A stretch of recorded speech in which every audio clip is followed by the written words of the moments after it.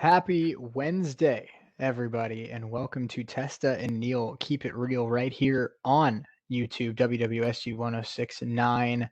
How are all of you? Appreciate you hanging out with us here from 1 to 3. I'm doing well. Parker, I assume, will be back here in just a second. His camera kind of went away, but I assume he'll be back here in just a moment.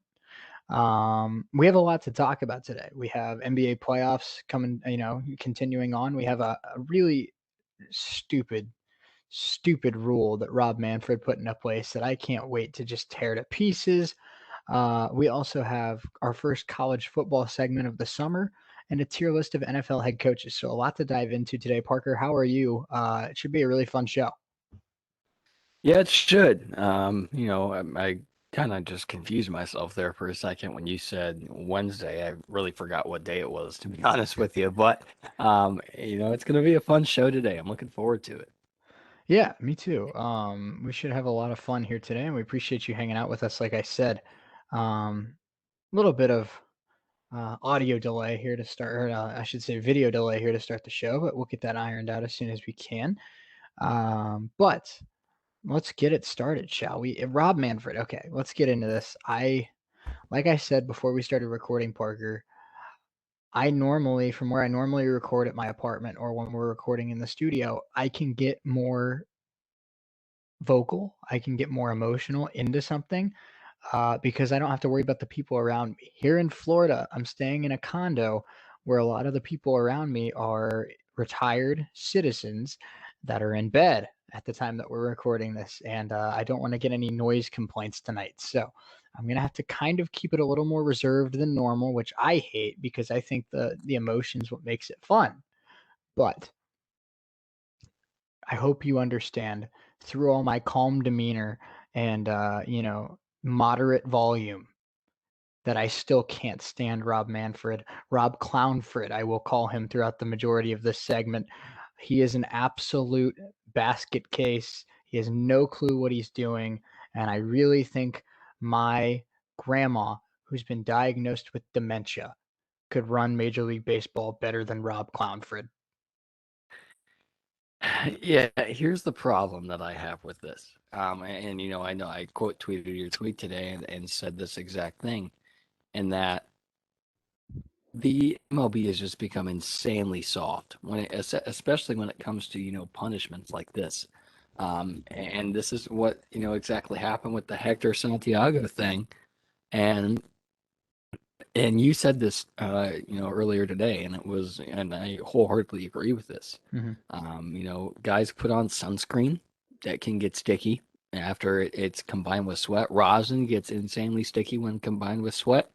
And if that leaks down into your glove, it's going to be sticky. And it's not a foreign substance. Rosin has been used in baseball forever. And and like you said, if you can't grip the baseball, you're going to lose control and you're going to hurt somebody. So it's Yeah. potentially dangerous. So yeah, this is just absolute stupidity is what it is. Yeah, absolutely. And you summed it up very, very well. My problem with Rob Manfred is he doesn't think things through. And yeah, I mean, I'm almost 22 years old. I'm guilty of not thinking things through all the time. But you'd think a guy with a law degree that runs one of the four major sports in North America would have the competence, would have the brain power, would have the support staff around him to not screw up on a monumental level at the rate that he screws up. Everything he touches turns to crap. He's the anti Midas. It's bad. So, what happens here? He comes up with a rule that sounds stupid enough when he first introduces it. And he says, I get the idea behind it, though. Okay. I get that sticky substances are something that we should probably try to limit in Major League Baseball. That's okay. Spider tax should not be something that's allowed. But the way that they're checking this, the way that they're enforcing this is so stupid. After every single inning, umpires come out and check the pitcher's glove, check the pitcher's hand. And like you said, the first guy that got suspended for it, Hector Santiago, sunscreen on his arms so he doesn't get something called skin cancer. And, he puts rosin on his arm as well, and I pitched when I played baseball. Every single pitcher uses rosin, especially when you're playing in the summer because it gets hot as hell and because you don't wanna hurt somebody. You wanna have a grip on that ball because if you don't have a grip on that ball, you're at risk of hitting somebody in the shoulder, in the rib cage, in the leg, or worse, in the head. You don't want to do that as a pitcher. You're trying not to hit people. You're trying to get people out. So rosin's a necessity when the weather's hot because you sweat and you need to be able to grip the baseball.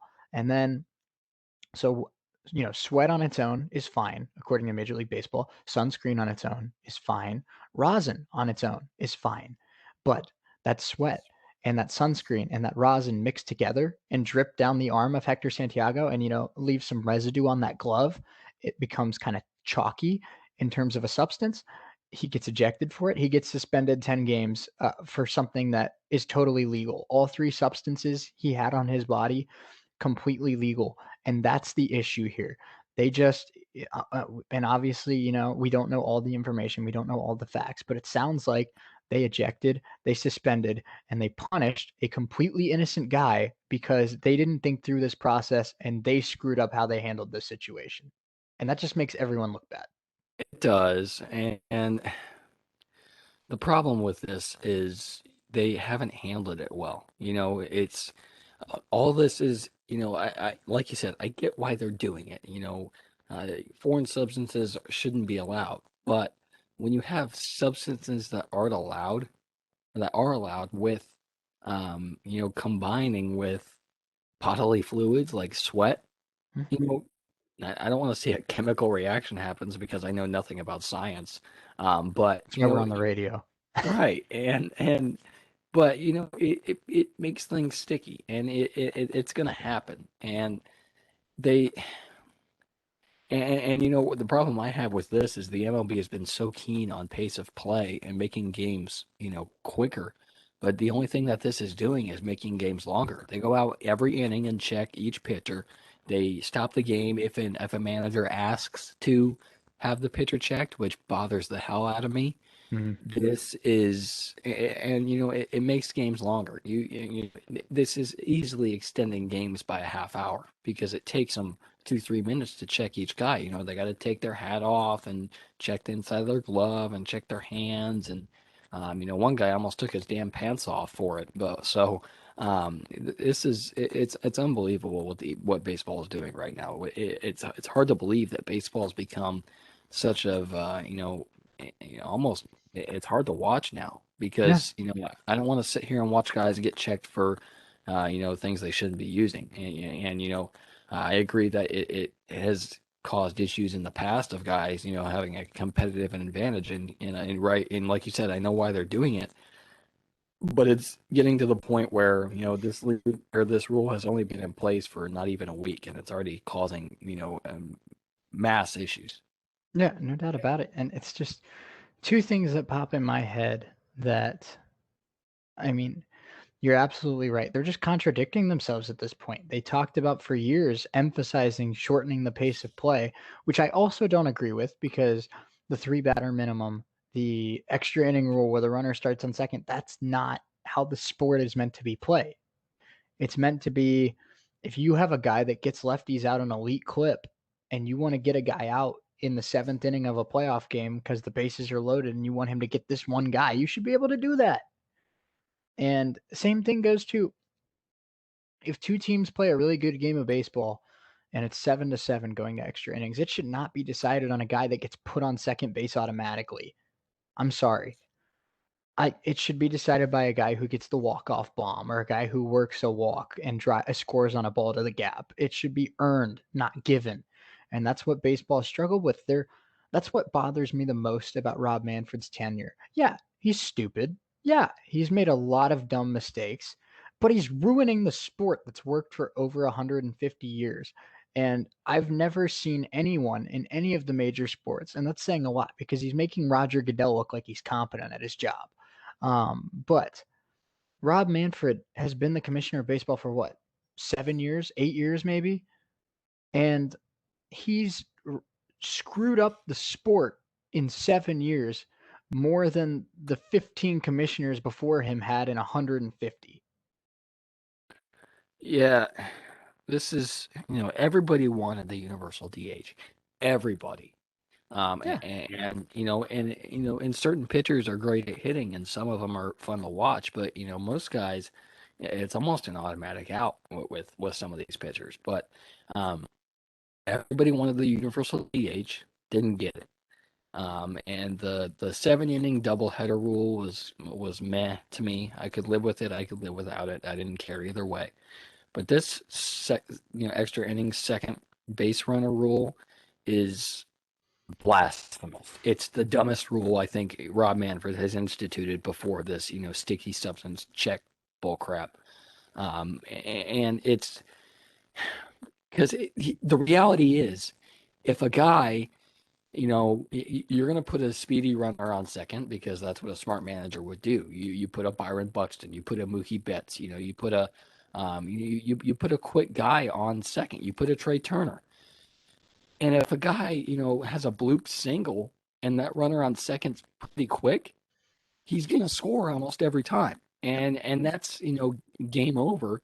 If it's, the bottom half of an inning and the team Right. in the top half had a guy who, or, they have the runner on second and, maybe the guy, they get three quick outs. Hmm. And if you have a speedy runner on second base and a bloop single or a slow roller that gets by the first baseman, you're gonna score, and Right. that's game over. And teams are losing games because of this rule, and it's not a fair rule because it makes the competitive edge on baseball that much more useless. Right. And what bothers me is you're messing with guys' livelihoods at this point where pitchers now with this extra inning rule are taking the loss for giving up a bloop single because a guy was already on second and scores.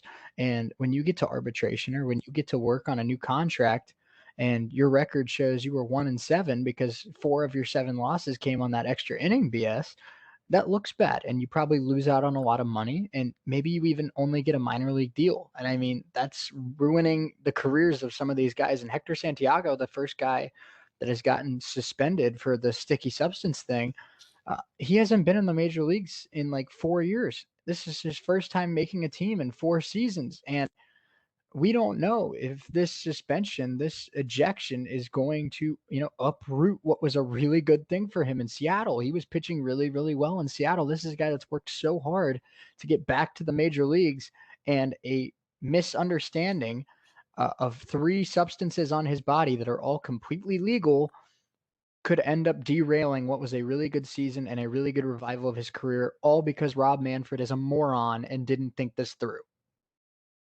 No, this is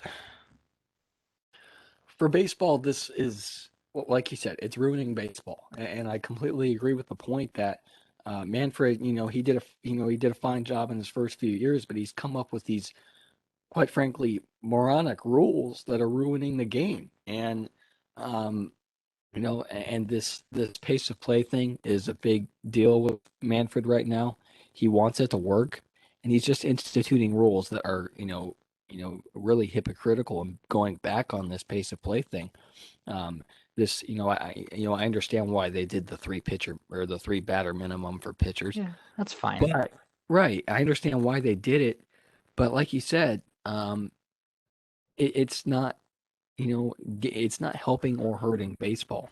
If you have a guy who's throwing a lot of pitches in an inning, it's making games longer.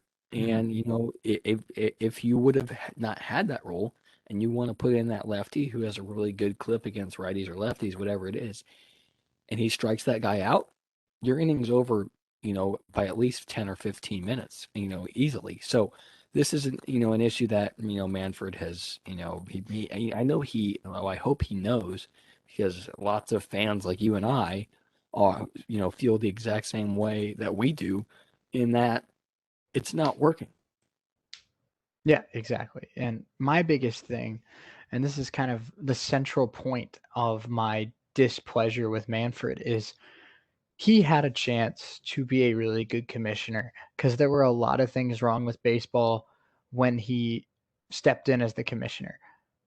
But rather than addressing the things that needed to be addressed, like better marketing of your superstars, like better promotion on social media, like letting your players show more personality, like finally getting rid of these dumb, dumb unwritten rules.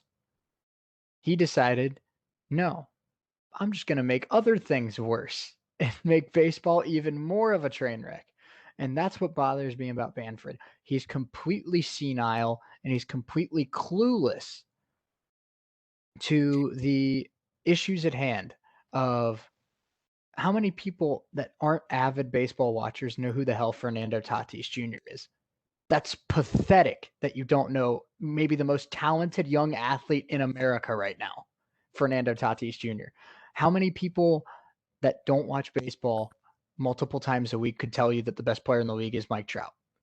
How many people that don't watch baseball multiple times a week could tell you that the best pitcher in the league is Jacob deGrom? I don't think it's that many. And that's the issue. Rob Manfred, instead of fixing what the issues were, made other stuff worse. And now MLB might be the worst Big Four sport in North America. And that's an absolute joke. And so Rob Manfred, like I said, completely clueless. Completely, he reminds me a lot of the NCAA because they share a lot of the same common values in being stupid, in being power hungry, and in generally screwing things up more than they fix things. What are all these, sports leagues about? Money. They're businesses, just like anything else. Popularity is huge with these leagues because it's what makes them their money. Over the last 10 years or 7 years or whatever it is, baseball's popularity has plummeted, and it's because of things like the emergence of how important the home run ball is, exit velocity, launch angle, how fast guys are throwing, um, you know how quick games are, which has never really changed. But um, I don't have time to sit down for 3.5 hours to watch a baseball game. I don't. Mhm. Unless it's a World Series game, I'll make time for that, or a big playoff game. But I don't have time to sit down for 3.5 hours and watch a whole baseball game. I don't Right. want to, especially if it was a small ball league and they were scoring with working at bats and getting runners on base and drawing walks and scoring without relying on the home run, I'd watch more baseball. I would, but I can't stand sitting around waiting for a home run to be hit because a lot of times the team that hits a home run first wins the game. And that's not what baseball's about. Baseball's about, working for those runs, working at bats, getting on base, stealing a base, working for contact and not power. That's what baseball's about. Rob Manfred has ruined all of that, instituting, these the juiced baseballs, which is something that I wholeheartedly agree that it's an issue and needs to be contained or worked on. But Mhm. when guys are hitting a whole bunch of home runs day after day after day, guys like Otani, guys like Trout, Vladdy Jr. There are guys that are hitting so many home runs, and when it's evident that your rules that you put in place aren't working, a smart commissioner would scrap that rule and Mhm. just forget about it. But we've established that Manfred is not smart, and he's done some really idiotic things that And I know you said it kind of jokingly, but I really think it'd be good for baseball. Just cut their losses and make Ken Griffey Jr. the commissioner of baseball He'd because I think he would. 100% be better. Right, he'd do a much better job than Rob Manfred would. So, and as much as I disagree with some of the things that guys like some of these media personalities, guys like Buster Olney, Tim Kirkchin, some of these guys that are just baseball guys, and I think leagues that have former players as not only coaches but administrators, executives, Mhm. and people working in the front office of some of these in leagues are they know the sport, and some of these guys that are taking over these sports don't know the sport at all. Right. Manfred's one of these guys. Right. And it's like I know that Ken Griffey Jr. doesn't have the business background or the law degree or the work in the Major League Baseball front office that Rob Manfred had, but like I said, Major League Baseball over the last decade or so has completely ignored. I don't know if it's ignored, I don't know if it's just not cared, I don't know if it's just they're stupid and don't see it, but the issue with Major League Baseball is not the length of the game. It's not the, if a pitcher uses a substance or not. It's not if um, a manager makes a pitching change after one batter because he has a left-handed specialist out there. No, the biggest issue is fans of the sport and the youth of this country and around the world doesn't get interested in baseball because they can't attach themselves to players and they can't attach themselves to teams like they can in basketball. Everyone watches the NBA because you can attach yourself as a fan of Steph Curry, a fan of Giannis Antetokounmpo, a fan of Luka Doncic, a fan of James Harden, whatever it is. In the NFL, same thing. You're a fan of Tom Brady. You're a fan of Pat Mahomes. You're a fan of Lamar Jackson. You're a fan of, Josh Allen, whatever, Kyler Murray. In Major League Baseball, how many people do you see are a fan of Jacob DeGrom, are a fan of Ronald Acuna Jr., are a fan of Yoan Moncada, are a fan of Corey Seager or Mookie Betts?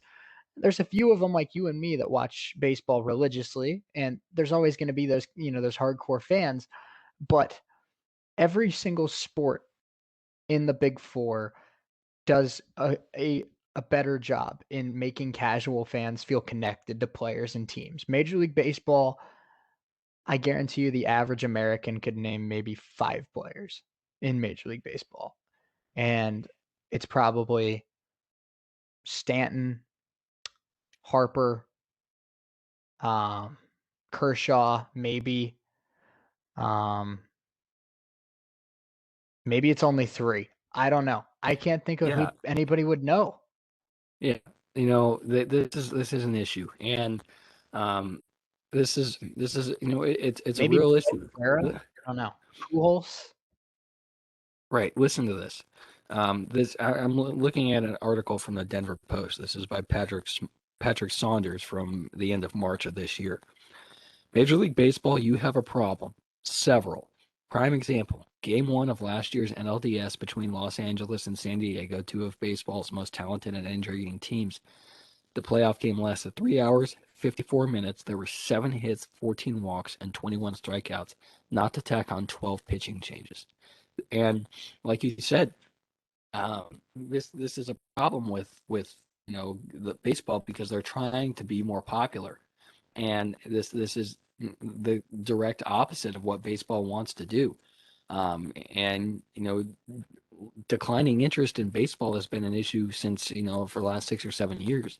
And this article also says since 2015, the last year the major league saw a minor increase in fans at ballparks through 2019. Attendance dropped 7.1%.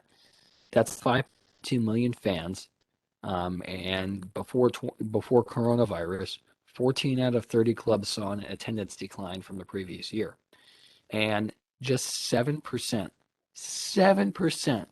of all baseball watchers across the world or across the country was 7% for people under the age of 18. Most Mm-hmm. people who are watching baseball now are, at least age, 25 or older. And that's just the reality of it. Baseball's on a major decline. No one wants to watch baseball anymore except people like you and me who have watched baseball our entire lives and love baseball to death. But it's a problem for baseball. And this is the perfect example of what games that how games should be played. Current Rockies manager Bud Black played in a different era. In 1985, he was a left-handed pitcher. He threw a complete game for the Kansas City Royals in a 4-2 victory over Toronto that lasted 2 hours and 20 minutes. That's what baseball should be. It's fun as it is to see guys hit a bunch of home runs and teams run up the score. Low scoring, quick games would, drive up popularity in a heartbeat for baseball. Mm-hmm. Yeah, and I'm sorry to make a face there in the middle of that. Giannis Antetokounmpo suffered a really bad leg injury tonight, and I just saw the replay, and the fact that he was able to walk to the locker room is nothing short of unbelievable because legs don't go that way, and he's out for the rest of Game 4. It's in the fourth quarter right now, but they're calling it a left knee hyperextension. But obviously, there will probably be some more MRIs and stuff with that. But hope the best. I mean, what a rough. We'll get into NBA in a little bit, but what a rough postseason in terms of injuries. We saw James Harden and Kyrie Irving get hurt, Kawhi Leonard, and Trey Young, and now Giannis.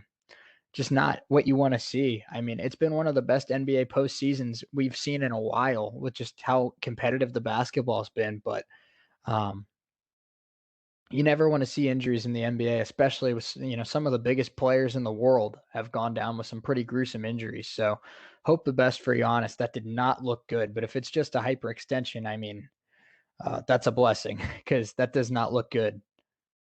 Yeah, and you hate to see, big stars of these, leagues, especially guys like Giannis and Trey Young, go down with injuries that, could possibly end their seasons and have them be out for a few games. And in the playoffs, you can't be out for a few games because you lose stars and you could possibly lose series because of it. So we'll hope to see Giannis, hopefully he's all right. Hopefully he can play here and limit the the missed time to the minimum.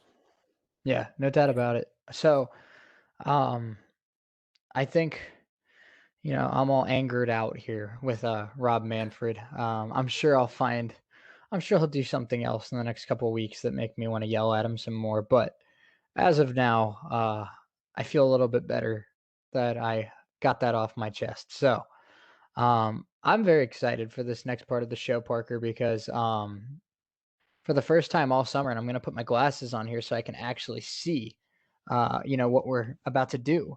But I'm very excited because for the first time all summer, we're going to be talking some college football. First week right around the corner. As I am really struggling to get this on. Holy crap! All right, we're good to go. But for the first time, college football season right around the corner, and for the first time all summer, we're going to start getting into it with getting you ready for kickoff, and what is now under 2 months. So I'm really, really excited for college football coming up. I am too. As we get into August, football starts ramping back up. And that's both college and pro football. Training camp for NFL teams starts here in less than a month. Right around this time next month, we'll be seeing teams report to camp. So I'm excited to get football back, college football as well. There's lots of intriguing teams, and that we're going to dive into here. hmm Yeah, so I'm gonna actually, we're gonna share the screen here because for those of you that have not used the College Football Preview magazine, it is absolutely spectacular. Phil Steele writes it every single year, and it's one of the best that you can get on the market, and it's by no means a huge hit on the wallet, Parker. I mean, I got this for $25. It's not bad at all. And considering the amount of information that you get in this magazine, I think it's, really, really top tier. So we're going to full screen this thing. And today we're going to be talking about for the first, edition here today. Like I said, we're going to be talking about some of the toughest schedules in college football this season. So I'm very excited to get into this. But what are so like I said, if you're interested in kind of following along with us throughout the summer, this is Phil Steele's College Football Preview 2021 edition. So some of the toughest schedules for 2021 is what we're going to kind of be discussing here today. But Parker, before we get into it, what are kind of your thoughts on what makes a tough schedule? For me, it's how many top tier teams in the country do you play? And that's not just about strength of, the strength of that team's schedule. It's about who is the team that gives, the deepest team, the most the team that's, has had lots of success in recent years. Are you playing those teams? And are you playing those teams competitively? So, and there are certainly teams to where that you can have teams that are pushover teams, and those are games where you see like a 77-3 final, and that's not fun to watch unless you're a fan of the team who's on the winning side of that.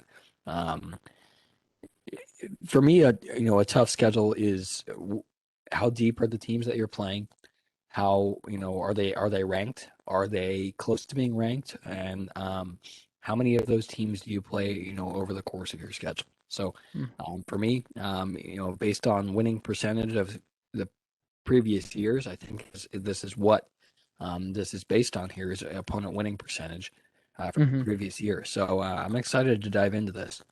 Yeah, me too. So let's start off. We're not gonna go over obviously every team in the country, but we'll go over maybe, the top 20 or 30.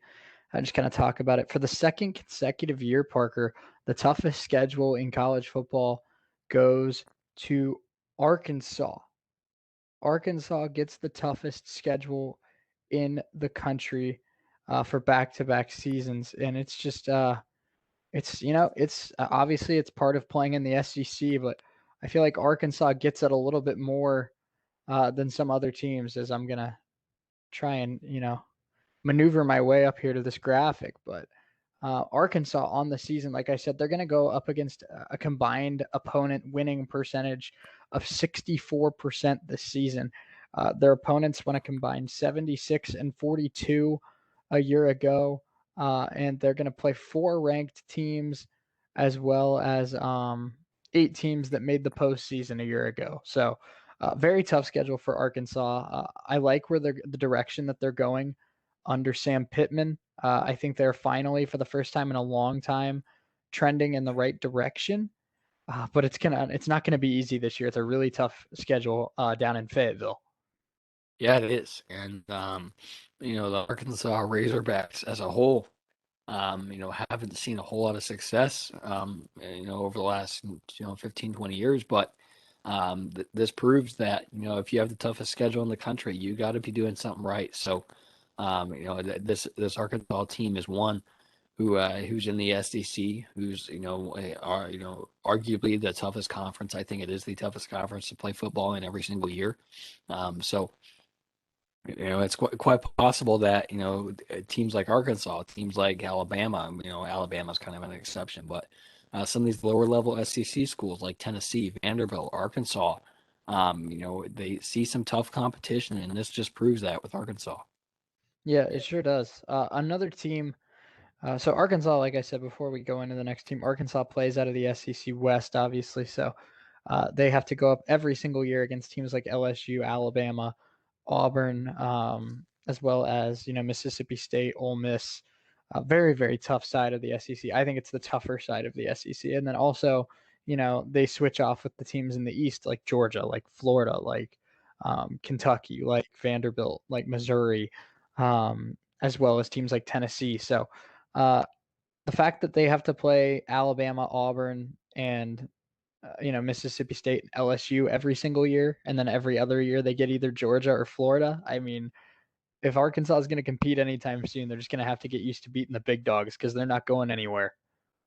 Right, and they want to be known as competitive in the SEC, and there's no better way to do that than to take down the top dog. And if you play some of these teams competitively, keep it close and win some of these, you're certainly going to get that recognition.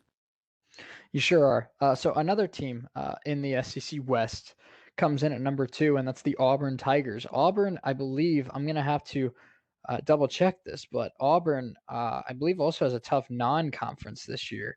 And if you give me just a minute while I stall here, I will find that out. But I do know for a fact that they are going to go up against the SEC West, like I just said, with of course Alabama, with LSU, with I believe they also have Georgia on the schedule this season. And we know Georgia's competing with Alabama now for top recruiting classes in the country.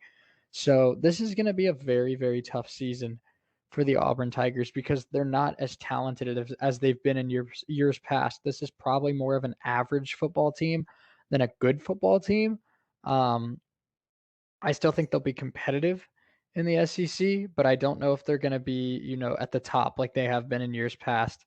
So it'll be interesting to see um, what the Auburn Tigers are able to accomplish this season. I'm trying to find their non-conference schedule because I thought they had a really good game coming up in their non-conference, but I can't find it right off the top of looking on their social media, so I'll have to keep looking for that while you talk a little bit about Auburn, Parker. But what are your thoughts on the Auburn Tigers this season? You know, Auburn's had, some tough schedules they have. And playing in the SEC, they've been competitive. They have. And so I'm excited to see what Auburn does coming up here this year. They look like they're going to have a lot of a lot of big time games. And I think that team you're looking for was Penn State. Yes, Penn State. There you go. But yeah, they have lots of intriguing um, aspects of their program that who wouldn't want to be an Auburn Tiger football fan because they certainly have some very notable alumni. Guys like um, you know Cam Newton for one. So Hmm. yeah, so they'll have they got a new coach coming in, Brian Harsin is going to be the next head coach. He'll take over for Gus Malzahn. So we'll see what what Harsin decides to implement here as far as schemes and as far as who's going to play. So I'm excited to see what this Auburn team looks like. Me too. Number three is the Georgia Tech Yellow Jackets. We moved to the ACC. Parker, they have a really tough schedule. I actually got theirs pulled up here, but they go up against Northern Illinois in the non-conference, which I know that's a MAC school, but that's one of my favorite kind of mid-major non-conference schools that you can go up against. I think Northern Illinois is always a tough football team. I don't by any means think that they'll be favored to beat Georgia Tech, but I think they'll give them a tough game. And then, of course, you get to the conference, you play Clemson, you play North Carolina, and Sam Howell, who is my favorite to win the Heisman this year. Um, you play Pittsburgh, you play Duke, Georgia Tech, Virginia Tech, Miami, Florida, Boston College. The ACC is very tough. And then to end the year, Notre Dame and Georgia as well. So very tough schedule with the four games that jump out at me.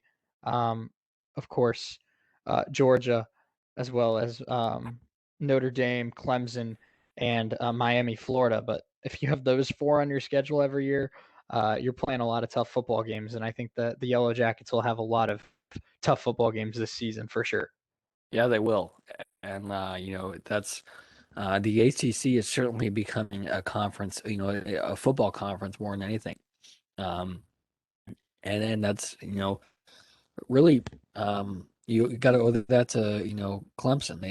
They've come out and they've, won a couple national championships here in the last five or 10 years or so. So they certainly have some tough competition there in the SEC. Does Georgia Tech? So they have guys that are going to be competitive here. There's certainly guys who they play hard. You don't hear a lot about Georgia Tech because and deservedly so. They haven't done a whole lot of no noteworthy things over the last couple of years here, but this is one way that they can prove it. Can they come out and beat these tough teams?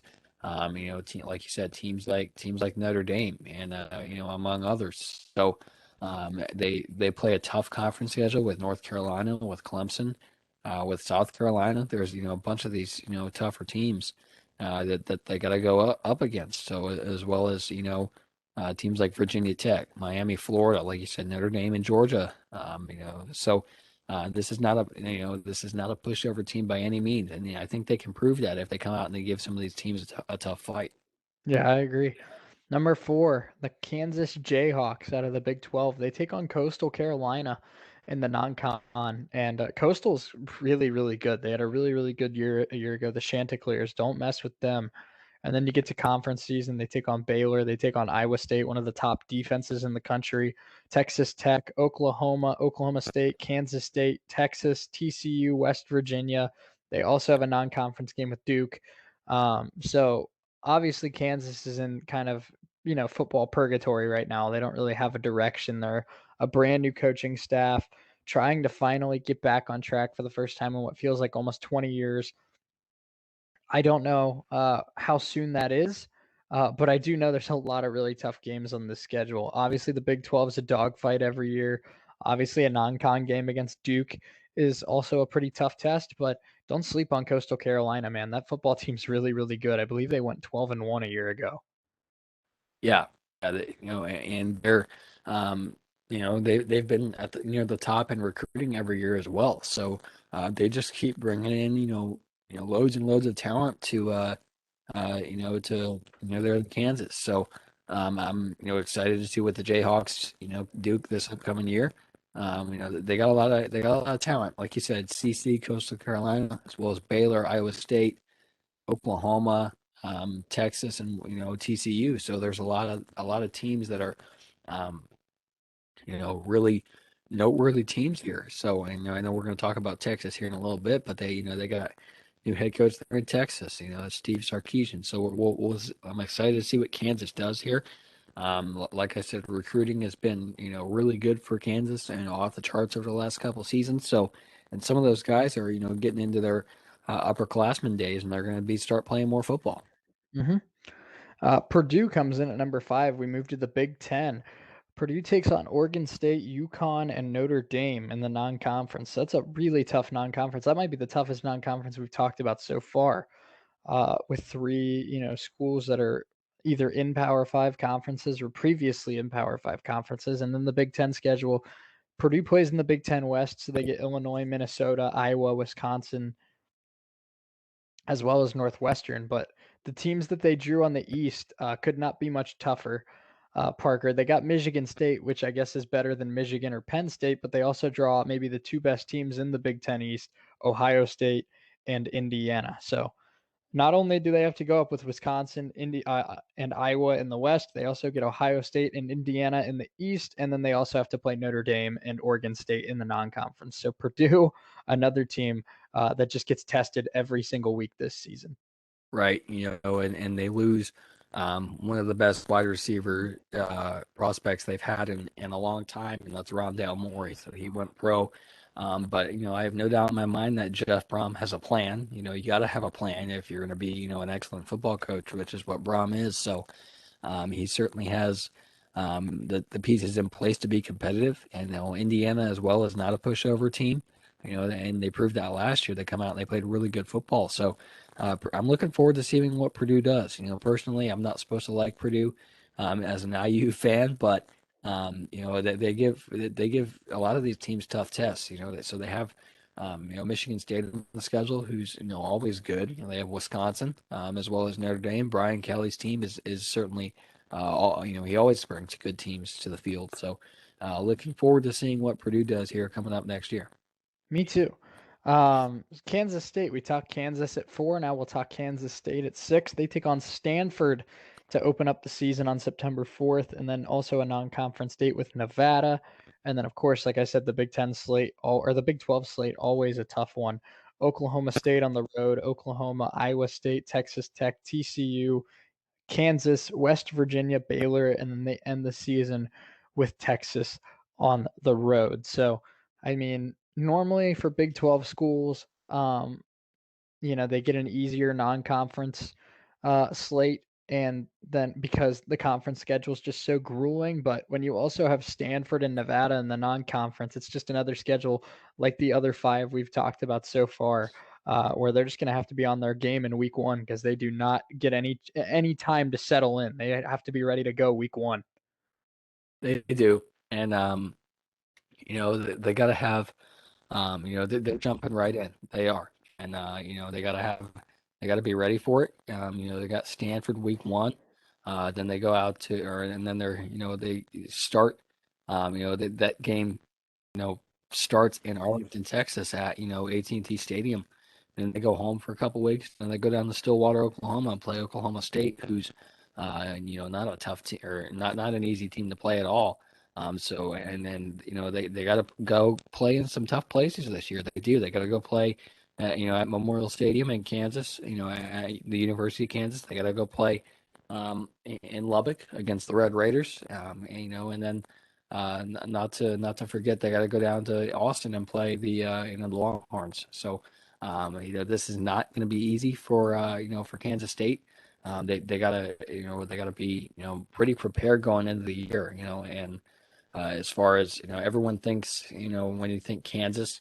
You think, you think Jayhawks. So, and you think Jayhawk basketball, but Kansas is certainly becoming more of a football state, and Kansas State's just a part of that. Chris Kleeman has done a great job there. So, I'm excited to see what Kansas State football does here coming up this year. Yeah, no doubt about it. Arizona becomes the first Pac-12 team we've talked about here today, and I've kind of decided that we're going to do the top 20. I think that makes the most sense for this here today. And if you're interested in hearing some more teams, that aren't in the top 20, hey, maybe we'll do that a little bit later in the week as well. So, Arizona, excuse me, they go up against BYU to start the year. They also have San Diego State, two really tough teams out of the Mountain West for their non-conference schedule, and then on the road against Oregon, home against UCLA, at Colorado, home against Washington, at USC, home against Utah, at Washington State, at Arizona State. Obviously, the Pac-12 not the toughest of the Power Fives, but when you have to take on Oregon and USC on the road with JT Daniels, and Oregon's got a really talented team led by Thibodeau, their All-American defensive end. And then as well, you have really tough home games as well against San Diego State, BYU, Washington, and Utah. Arizona, I mean, both at home and away from home is going to be tested right off the bat and continue into the year. So I'm excited to see what Arizona is able to accomplish, but it's going to be a very, very tough year in Tucson. So hopefully they're ready for it. Yeah, yeah, and I think they will be. Jed Fish is going to have his team in contention. They always have tough teams down there in Tucson, so I'm excited to see what they do coming up here this year. Arizona is always intriguing, and we'll go further down the list here in a little bit. But there's another team on this list that we'll get to eventually is Arizona State, who's always going to be good as well. When you have Herm Edwards as your coach, you got to be prepared. So, Hmm. I'm looking forward to see what Arizona does. Arizona Wildcat football is always fun to watch. It sure is.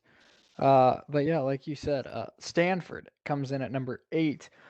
This Stanford schedule is really fun, Parker. They start off the year, like we mentioned, on the road against Kansas State, and then they take on USC on the road, Vanderbilt on the road, UCLA, Oregon at home, and then they hit the road again for Arizona State and Washington State, and then two home games against Washington and Utah. But how about the end of this schedule, Parker? At Oregon State, home against Cal, home against Notre Dame. You have Notre Dame, Utah, Washington, Arizona State, Oregon, UCLA, USC, Vanderbilt, and K State. Sounds like I'm going to be watching a lot of Stanford football this year because that's a really fun schedule. Yeah, it is. And Stanford's always a team who's always right there at the end. They've been in bowl games every single year. And they're always so much fun to watch. They are. And David Shaw has done a fantastic job there. He has. So like you said, you open up the year against K-State, then you go out to LA and play USC, and then you got to go to Nashville the very next week to take on Vanderbilt. So lots of these teams are not pushovers by any means. You got a lot of big name schools. You got USC, you got UCLA, Arizona State, Oregon, Washington State, and this is just Pac-12 football. So, Hmm. and that's not to mention their non-conference, competition against Kansas State, against Vanderbilt, uh, and they end the year with Notre Dame. So, lots and lots of uh, you know, tough opponents for David Shaw and company. So Stanford football is going to be really, really fun. It sure is. I think that it's going to be really, really fun. We're talking three Pac-12 schools in a row. I think the Pac-12, I mean, it's not the best Power Five, like I said, but it's intriguing because it's not the best Power Five. I feel like it's always up for grabs on who wins the conference. Where we've seen Utah do it, we've seen USC, we've seen Oregon, we've seen Washington State. So it'll be really interesting to see who comes through in the Pac-12 this year. But let's get to Colorado, who's at number 9. I respect the fact, Parker, that Colorado challenged themselves in the non-con this year. Not only do they have Arizona State, USC, Arizona, Cal, Oregon, Oregon State, UCLA, Washington, and Utah, They also take on Texas A&M and Minnesota in the non-conference. I know Minnesota wasn't great last year, but I still think that team has a lot of talent, a lot of potential under PJ Fleck, and Texas A&M obviously and Kevin Sumlin. That team was just left out of the playoff last year at number 5, and they had a really good argument to get in. And I know they'll be right back in the playoff picture this year for sure. Yeah, they will. And Colorado Buffaloes. I love the mascot there, but yeah. So they they're on this, and they're in the top 10 of this list for a reason. They play a lot of tough teams this year, like you said. They play Notre Dame, they play Arizona State, they play USC. So lots of these teams, have they want to test themselves, and they want to see if they can come up with big wins against these big name schools because what does that get you? That gets you ranked, and that gives you notoriety. And what does that help you with? That gives you better recruits, and that leads you to better talent and possibly a CFP appearance down the road if you get really lucky. So Colorado football is certainly on the or, Colorado football, and Carl Dorrell's team is certainly on the up and up for sure. Let's end the first 10 that we're going to do here in today with Nebraska. Nebraska in the Big Ten. They start off the season relatively easy, Parker. They get Illinois to start the season in a conference game. Illinois, obviously a Big Ten school, but by no means one of the stronger ones. So that could be a very winnable game. And then they get Fordham and Buffalo. So back to back pretty easy games. But then the schedule gets fun. Oklahoma on the road in Norman. That's going to be a really tough game, especially because going into the year, a lot of people think Spencer Rattler is going to be the best quarterback in the country this year. We'll see, but he's definitely going to be up there.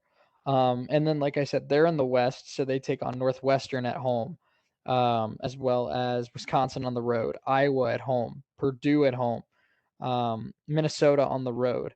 But unfortunately for them, in the East, they also drew some pretty tough competition. They take on Michigan State up in East Lansing. Michigan State's not going to be great this year, but it's always tough to play in East Lansing. And then they have both Ohio State and Michigan coming to Lincoln this year. That Big Ten schedule is brutal. And even though their non con is overall pretty easy, going to Norman is also a really tough test for the Cornhuskers. Yeah, it is. Cornhusker football, something that, and the guy who's gotten a lot of criticism since he started his tenure there in Lincoln is Scott Frost, but he's put together a hell of a schedule here. They go to play Illinois in Champaign to start the year, and then they go to next road trip is Norman, and then go play, Lincoln Riley and company. So they got a lot, of tough tests here on the schedule, and as they should for a Big Ten school. And then their Big Ten schedule is tough as well. They go to East Lansing, take on the Spartans. They got to go take on Northwestern at home. They got Michigan at home. They got to go to Minneapolis and play Minnesota. And then they have the Boilermakers at home as well as the Buckeyes at home. So this team is really exciting, and they put together a heck of a tough test here for Scott Frost and his Huskers. They sure did. Number 11, as we start off the second half of our top 20 here for today, is the Texas Longhorns and Steve Sarkisian. They have the Arkansas Razorbacks in their non conference, also games against Rice and Louisiana Lafayette, who's one of the better non Power 5 schools out of the Sun Belt. So a reasonably tough non-con. It'll test them for sure, but then they get to the conference schedule and they have to take on Tech at home, TCU on the road, Oklahoma at home, but they hit the road and take on Baylor. They hit the road and take on West Virginia. And what's one of my favorite games that we've talked about so far, they hit the road to take on Iowa State. I love Brock Purdy, one of the best quarterbacks in the country.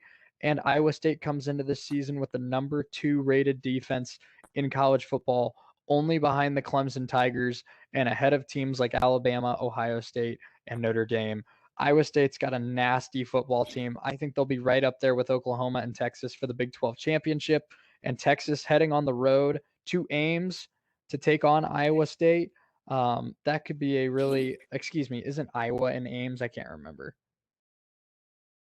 I don't remember. But going on the Iowa State is in Ames. Okay, Iowa State is in Ames. So they hit the road to go to Ames. Iowa State versus Texas. That could be one of the best games of November in college football this season, because that could be two teams that are very easy, that very well could be undefeated heading into that game, and the winner of that game might go to the Big 12 championship. Yeah, they will, and it's going to be exciting to watch. I'm excited to see what Steve Sarkisian does in Austin. And he's put together a heck of a schedule here. You got Baylor, you got Iowa State, you got Kansas, you got to go to Morgantown, take on the Mountaineers, um, and then open up the year against the Raging Cajuns of Louisiana, as well as the Arkansas Razorbacks, who we already talked about, toughest schedule in all of college football for next year. So. Texas University football has had some struggles over the last few years, but I'm excited to see what they do. Absolutely. Number 12, the Michigan Wolverines, Jim Harbaugh. I will make a ton of memes about Jim Harbaugh throughout the college football season, but I will give him respect here. I think he put together one heck of a schedule. He starts off the year with Western Michigan, kind of a tune-up game, but then he brings Washington to the Big House. That's a really fun Power 5 non-conference game.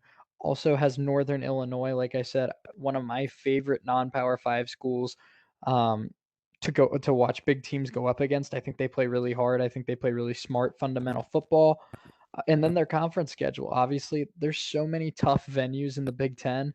There's no such thing as an easy win in the Big Ten, Parker. They head to Camp Randall and take on Wisconsin. They head to Lincoln and take on Nebraska. They host a Northwestern team that's been to multiple Big Ten championships in the last couple years. Head to East Lansing to take on Michigan State. Indiana comes to the Big House. Indiana's got such a good team now under Tom Allen. They head to Happy Valley and take on Penn State. And then they also have the Ohio State Buckeyes with national championship ambitions coming to the Big House to end the season. So Michigan, quite a tough test this season. Washington, Northwestern, Indiana, and Ohio State all at home, and then Penn State, Michigan State, Nebraska, and Wisconsin on the road. That's 8 really tough games for Jim Harbaugh. Yeah, it is. And Jim Harbaugh has gotten a lot of criticism, and deservedly so. He has yet to beat Ohio State in his tenure at Michigan. And they've had some years where they struggled. Last year was one of those years. So Jim Harbaugh needs to have a bounce back year this year. He really does. And I'm one of those people who thinks that Michigan will not fire Jim Harbaugh. He will have to resign or take another job for him to leave there. But but you never know. If Michigan has another rough year, maybe Harbaugh gets the boot. So, but he's put together a heck of a test this season. He has. So. Maybe this is the schedule that if he does well with it, we could see the Wolverines come back and be what we're used to them being, and that's a competitor in the Big Ten. So like you said, they get the Huskies at home, and then they go to Madison to take on the Badgers, and then they have to go down to the Lincoln take on the Cornhuskers, and then they welcome Indiana and Tom Allen to the Big House. So this is going to be a fun one for sure. Absolutely. UCLA, we go back out west to Los Angeles and the Bruins. Um, I like this. Parker, I don't know if this is just me not noticing it in years past, but it seems like there's a lot more really fun non-conference games this year because the UCLA Bruins start off the year with Hawaii, and then they take on LSU out in Los Angeles. So LSU's heading out west. They also take on Fresno State, and then they hit the road, take on Stanford, hit the road to take on Washington. Oregon comes to town. They go at Utah, at USC. It's a tough schedule, man. A lot of tough road games. They get LSU at home, but they're at Stanford, at Washington, at Utah, and at USC. That's really, really tough road games in conference play. So the Bruins, I don't think they're considered a favorite in the Pac-12, but if they can win a couple of those road games, they'll be right there at the top. Yeah, they will. They're a team that, have been competitive, before. They haven't, in recent years, but I have faith in Chip Kelly. I do. He's been a former NFL head coach, and he's certainly, goes back to college to where he's had, a lot of success. So I'm hoping to see UCLA and the Bruins, be, really competitive here for, when it comes to football. So, like you said, they have a lot of tough tasks. They have LSU, they have Arizona State, they have Oregon, they have Utah, they have USC, and of course Cal. So, they have, another, pretty tough schedule, and I'm excited to see what Chip Kelly and company do. Yeah, me too. Number 14 is Florida State. This one I'm really, really excited to talk about because I think this one's really awesome. Um, I I didn't realize this was how it was gonna work out until I saw it. But I gotta double check here. Okay, I was wrong. I apologize. Florida State has Jacksonville State on their schedule here in week 2, and I thought that was the school that Dion was coaching at. I'm not gonna lie. And I'm like, oh my god, are they going up against Dion's team? But they're not. But it's still a really fun schedule. They start off the year against Notre Dame. I'd assume that's got to be a primetime game in week 1. And then later on in the schedule, like I said, Louisville comes to town, Syracuse comes to town. They hit the road to take on North Carolina. They go at Clemson, and then they welcome NC State and Miami, Florida, and then they end the year on the road in Gainesville against the Florida Gators. Any team that has a schedule that features Notre Dame, Florida, and Clemson, I mean, you're playing some really tough football. You get Clemson in the middle, Florida at the end, and Notre Dame at the beginning. So get ready if you're a Seminoles fan. Yeah, Mike Norvell's put together a heck of a team here. And they haven't really been the whole very competitive here in recent years, but maybe this is the schedule that does them for them. Like you said, Notre Dame, they have Louisville, they have Syracuse, they have Clemson, they have Miami, they have Florida, Boston College. So this schedule's looking really tough for Mike Norvell. And can the Seminoles be competitive in the ACC? That's the biggest question here. So we'll see what they ultimately, come out and they play like. This is a team that could be either really good or be terrible. No one knows. Just a few teams left here today. Like I said, if you're enjoying this, let us know on social media at Parker Testa at ESPN Shea Neal. I'm totally down to do 21 to 40 another day this week, or even go to 50 and talk about some, or maybe just sort through the rest of the list and talk about all the big name teams. We'll figure it out however you want to see it. But let's do Baylor, who sits at number 15. Baylor kind of starts off a little easier than some other teams in this on this list so far. They start off with Texas State, Texas Southern, and Kansas, but the schedule gets a lot tougher as the year goes on. Home against Iowa State, at Oklahoma State, home against West Virginia, home against BYU, home against Texas, at TCU, home against Oklahoma, at Kansas State, and then home against Texas Tech. So 3 games that aren't that bad to start the year, but then a stretch of 7, 8, 9 really tough games in a row, highlighted by Iowa State, West Virginia, BYU, Texas, and Oklahoma. If Baylor wants to take a step in the right direction and start getting out of the cellar, they're going to have to prove a lot this year because that schedule is not easy. It's not. And Baylor's a school that, people expect big things out of their football team. And they have, they've delivered, in really, great numbers over the last few years. So we'll see if they can continue that streak here. They have a tough schedule coming up this year. They do, and I'm excited to see what they do. So Dave Aranda certainly has a tough schedule here, one of the toughest schedules in the Big 12. So like you said, they have Kansas, they have Iowa State, they have Oklahoma State, they have BYU, Texas, TCU, Oklahoma, and they finished the year with the Red Raiders in Waco. So this is going to be a fun one. Yeah, no doubt about it. LSU is going to be the second to last SEC team we talk about today. Their schedule, again, they start the year on the road in Los Angeles against UCLA. They take on McNeese State in Central Michigan. The thing that is obviously they play in the SEC East, so their schedule is going to be, or SEC West, excuse me, so their schedule is going to be tough. But what's lucky for LSU is almost every single one of their tough games is in Death Valley. Their only really, really tough road game this year is against Alabama in Tuscaloosa. And obviously, that's a really tough game at Bryant Denny. But lucky for LSU, Texas A&M, as well as Florida, as well as Auburn, all in Death Valley this year. Their road games in conference play, Mississippi State, Kentucky, Ole Miss, Alabama. Uh, but they have, and also A&M, excuse me. So they get A&M, Florida, Auburn, all at home, and Alabama on the road. So it's a tough schedule because they're in the SEC West, but it could be a lot worse. So lucky for LSU fans, you got a lot of tough games, but most of them will be in Death Valley. Yeah, so this is going to be really fun. I'm excited to see what Coach O does this year with LSU. Maybe this is, a lot of people said that Joe Burrow was, LSU's one year that they were really good, and of course, one national championship. But LSU is really, really going to be exciting. Like you said, Ole Miss, Alabama, Arkansas, Florida. That's just SEC, SEC play, and then they go out west to Pasadena, play UCLA. They play McNeese at home.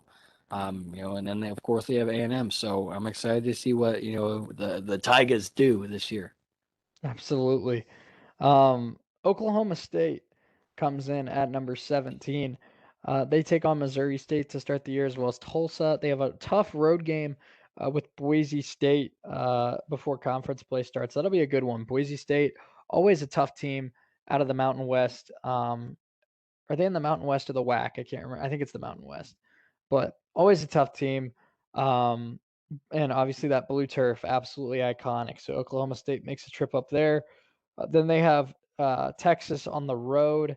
They have Iowa State on the road, and they have Oklahoma at home, as well as West Virginia on the road and Oklahoma or Texas Tech on the road. So really tough road schedule in conference play for the Oklahoma State Cowboys. Like I said with LSU, they kind of get lucky that all their tough games are at home. Oklahoma State, it's kind of the opposite. Texas, Iowa State, Boise State, and West Virginia all on the road.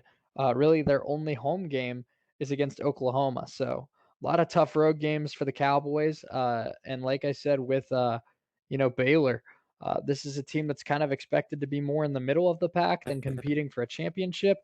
But you pull off an upset against Boise or you pull off an upset against Texas, and all of a sudden, people are looking at you as a team that can compete for a Big 12 championship. Yeah, they are. And Mike Gundy has done a fantastic job with the Cowboys. He has. Oklahoma State's been competitive. They've been a ranked team, over the last 3 or 4 years, and they've been up there, at some points in the top 10 throughout, certain years. So I'm excited to see what the Cowboys do. Like you said, they got most of their tough, games on the road. They got to go to Boise, they got to go to Austin, Ames, as well as Morgantown. Then they travel to Lubbock, take on the Red Raiders. So this is a tough schedule. It is, and then they welcome the Sooners to Boone Pickens Stadium. So I'm excited to see what they do. Me too. Iowa is going to come in at number 18, and it's a good thing Iowa doesn't play Ohio State because this schedule is very, very tough right off the bat. Indiana at home to start the season. Um, that's tough enough. And then the next week they go on the road and take on Iowa State. And like I said, one of the top defenses in the country, as well as Brock Purdy, one of the top quarterbacks. So you take on Tom Allen's tough defense in week one, and then you have Iowa State's tough defense in week two. And then in Big Ten play, Penn State comes to town. Purdue comes to town. They head to Camp Randall. They head to Evanston, as well as having to take on Nebraska in Lincoln to end the season. So no Ohio State, no Michigan, as well as no Michigan State, but they do have to take on Penn State. They do have to take on Wisconsin and Nebraska, and then those two non-conference games between Iowa State, Indiana one conference, and then Iowa State the non-con. That's tough, and it's right off the bat. So they start off September with maybe their two toughest games on the schedule. Yeah. So this one's tough for Iowa. It is. Hawkeyes football is going to be, really, really tough this year. It is. So they get the Hoosiers to start the year in Iowa City. Then they got to go to Ames, take on Iowa State. That's two of the toughest games back to back to start the year. And of course, further down you have Penn State, you have Purdue, you have Wisconsin, as well as Nebraska and Purdue. So this one's going to be a lot of fun to watch. The Big Ten is always great. And this just even goes further on to prove that. Absolutely. Alabama comes in at number 19, and Bama's schedule, I got to give Nick Saban a lot of credit, Parker. This is my favorite Bama schedule I've seen in a long time. They start off the year on the road against Miami, Florida.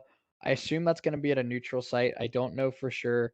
Um, but I that's going to be a fun one. Yes, it's going to be at Mercedes-Benz Stadium in Atlanta. So that will be in Atlanta at a neutral site. But Bama takes on Miami, and then their conference schedule is pretty brutal this year. I'm not going to lie. They have Ole Miss at home. They have LSU at home, Tennessee at home, Auburn on the road, and then my two of my favorite games of the season, Parker. Florida on the road on September 18th. Gainesville welcomes the Tide, and then this one could have a ton of college football playoff implications to it. Bama and Texas A&M from Kyle Field in College Station on October 9th. I will be glued to my TV on that Saturday night. Jimbo Fisher versus Nick Saban. How much better can we get? Not much. These two teams are always competitive. They LSU and Texas A&M gave us one of the best college football games I've ever seen a few years back. 74-72 final. In that one, with LSU coming out on top. It's like 6 or 7 overtimes or something like that. It was insane, but. Mm-hmm. I'm excited to see what Texas or see what Alabama does. Nick Saban always has a shot at the college football championship, and he's proven that he's going to get there one way or another.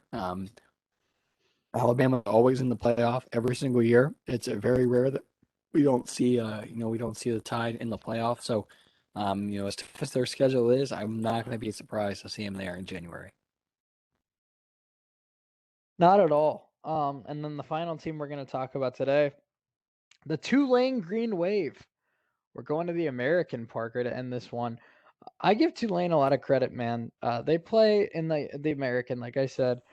It's a relatively tough conference. They take on Houston at home, SMU on the road, Cincinnati at home. UC's got one of the top quarterbacks in college football, and Desmond Ritter, also a really good defense led by formerly led by Marcus Freeman. He's now Brian Kelly's defensive coordinator at Notre Dame. And then UCF on the road, South Florida at home, Memphis on the road.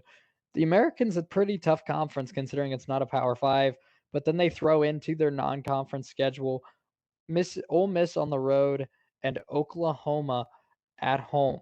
So Oklahoma is coming to Yulman Stadium to start the season to take on Tulane. I got to give Tulane a lot of credit. Will they beat Oklahoma and Ole Miss? Probably not. But even if they lose those games, it gets them prepared, it gets them focused, it gets them improving heading into conference season, and I think it improves their chances of winning an American championship. You do, and like you said, this non-conference is tough. You got Ole Miss, you got UAB, so a lot of these schools are really tough. And then of course conference play is tough as well with Houston, with Eastern Carolina, with Cincinnati, with UCF, Tulsa, Memphis, USF. So there are a lot of these schools that are really competitive football schools for not being Power Five, and that's the American Conference. So. Of course, that Oklahoma game is going to be one that's going to be a lot of fun to watch, and they're giving Lincoln Riley, a lot of hopefully they give him some things to worry about because I'm going to be excited to watch that one. No doubt about it. And I mean, it's just a little bit of a taste, about a 45-minute talk there, but I'll tell you what, Parker, it feels good to have college football back. That was fun. It was a lot of fun. I'm excited to see to get closer to dive further into Phil Steele's magazine here. It's going to be a lot of fun. Absolutely, no doubt about it. So really quick, we do have the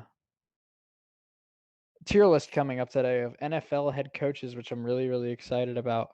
But like let's talk about. I mean, Giannis. Like I said, Giannis suffered a really bad injury tonight to that knee. And I'm not going to recommend for those of you that have a fainter stomach to look for that video because I kind of stumbled across it on Twitter and it's nothing. I've seen worse. There's no bones sticking out. There's no blood. There's no pop. There's no, like one of my least favorite things to see is when somebody tears their Achilles. You kind of see like the fold of the tendon up the leg. That's hard to watch. But so there's nothing really too bad. You just see him land, and his kneecap and his leg kind of goes in a way that it's not supposed to go, and then he just falls to the ground and grabs his leg. But he did walk off the court. He actually came back to the bench a little bit later in the game before leaving for good. But they called it a hyperextended left knee. He's going to get some more looks at it, obviously, but um, this series just became a lot. I mean, it was already interesting, but now maybe even more interesting, Parker, because now we don't know when Trae Young's coming back for the Hawks, and now we might not know when Giannis is coming back for the Bucks. Yeah, it's tough. Your knees aren't supposed to do that. It's not. You're not. So, it's really, it sucks to see some of the two of the biggest stars in these playoffs, and Giannis and Trae Young, to go down with injuries this late in the year and in this big of a spot, because you need to play your best ball and you need to have your best players right now. So it sucks to see guys like Trae Young and Giannis go down. So we'll see how the Bucks and the Hawks kind of handle it, and see if they, other guys got to step up here. No doubt about it. And that was just confirmed, like I said, 6 minutes ago, that Giannis is expected to undergo further imaging on his left knee tomorrow. But the final score tonight, 110-88. The Hawks win without Trae Young, tie the series up 2-2, heading back to Milwaukee. So big time win for the Bucks in Game 3 to seize some momentum.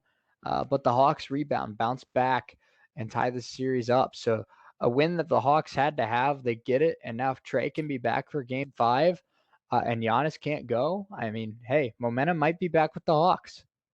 Yeah, it's possible, so um, I'm excited to see what the Hawks do. I hate to say it, but kind of rooting for the Hawks here, because I'm a big Coach McMillan fan. But and as fun as Trae Young has been to watch, the Hawks have played some great basketball. Both these playoff series has been fantastic. Paul George played quite possibly the best game I've seen over these entire playoffs last night. So it's going to be a lot of fun to watch here as we get further in. As we get closer to the finals. Yeah, no doubt about it. I'm very excited for. I mean, this whole playoffs has really been fun. But let's talk really quick about the Suns and the Clippers. I mean, the Suns were up 3-1, had a chance to put it away. Aiton did not have his best game of the series. Booker was a little better than he was in games 3 and 4, but still not good enough to win. But let's talk about Paul George, man. 41 points, a playoff career high, 15 of 20 from the field. Him and Reggie Jackson really combine and get the job done for the Clippers. And they get a huge win in Phoenix and send the series back to LA with a chance to force a game 7. So Paul George gets a lot of criticism, a lot more than, I feel like most of the stars in the NBA. Kawhi went down with a bad injury. He's out for what seems to be the rest of the playoffs. And when they needed Paul George to step up the most, he played the greatest game of his career. Right. And another guy that I've been really impressed with, and he's going to be paid a lot of money coming up here this offseason, is Reggie Jackson. Reggie Jackson scored like 12 points in 3 minutes or something like that, to really put that game on ice for the Clippers. So as good as guys like DeMarcus Cousins and Marcus Morris were, Paul George had a game for the ages last night, as well as Mm-hmm. Reggie Jackson. So two guys who really carried this team, and we thought the Clippers would struggle without Kawhi Leonard, but guys like Jackson and Marcus Morris have stepped up, and they really helped the Clippers case. Yeah, and Paul George, the biggest diss I've had on Paul George is that unlike Dame, unlike Curry, unlike Luca, unlike even Durant, guys like that. It seems like when the team he's on needs him to hit a clutch shot, when the team he's on needs him to hit that dagger, he's not as consistent at it as some of these other stars in the NBA. And I think that's where he gets a lot of bad rep. That's why he got the nickname Pandemic P. But last night, again, he shot 75% from the floor, but every single time the Suns tried to get it down to 5, get it down to 6, get it down to 7. Um, Paul George, contested jump shots, contested threes, step back threes, ISO ball, and ones. This dude hit every single big shot the Clippers needed him to hit. He looked like he didn't look like, for the first time since he got traded to the Clippers, he didn't look like Kawhi's sidekick. He looked like an alpha. And if he plays like that for the rest of this series, the Clippers are going to the NBA Finals. Yeah, yeah, and give a lot of the credit to Ty Lue. A lot of people thought Ty Lue couldn't coach when he, after Cleveland, because he thought it was all. A lot of people thought it was all LeBron, which myself included in that. But I was dead wrong. I'll go out and admit when I'm wrong on this show because I'm wrong 80% of the time. But and you I could think probably you're wrong argue that, about that stat too. right? Yeah, true. So um, yeah. So as far as the Clippers go, they were a lot of fun to watch. Yesterday they were, especially down the stretch, and in the last 5 or 6 minutes of that fourth quarter, they just took over. Paul George just They took did. over, and and as I know he got poked in the eye, which was ultimately called a flagrant, but this is he worked through that and played really good basketball. He did. And I'm glad you brought up Ty Lue because we talked about it on Monday with that tier list that we did with NBA coaches. I mean, I was with you. I thought Ty Lue was, a below average coach that was good at making LeBron feel important and that was good at making LeBron feel like he could get whatever he wanted. I mean, he's proven me wrong in LA. I think that the injury to Kawhi would have been a very, an easy excuse to say that they weren't at full health and that it's not Ty Lue's fault. But Ty Lue's got this team playing with a lot of heart, a lot of passion, a lot of intensity. This team just does not go away. This team does not back down. And that's something that them and the Hawks are very similar in that you could have a 10, 15-point lead on this team and they just do not die. This team never fights, never stops fighting, never backs down. And the credit, like you said, goes to Tyronn Lue. It would have been easy for him to say that, it's just not our year. Kawhi Leonard's out. But he didn't shy away from the moment, and I respect it. And, they're just a couple wins away from the NBA Finals. But no matter what happens here, if the Suns are able to close out the Clippers or if the Clippers come back and win this series, Ty Lue's earned my respect, and I think he's a borderline top 10 coach in this league.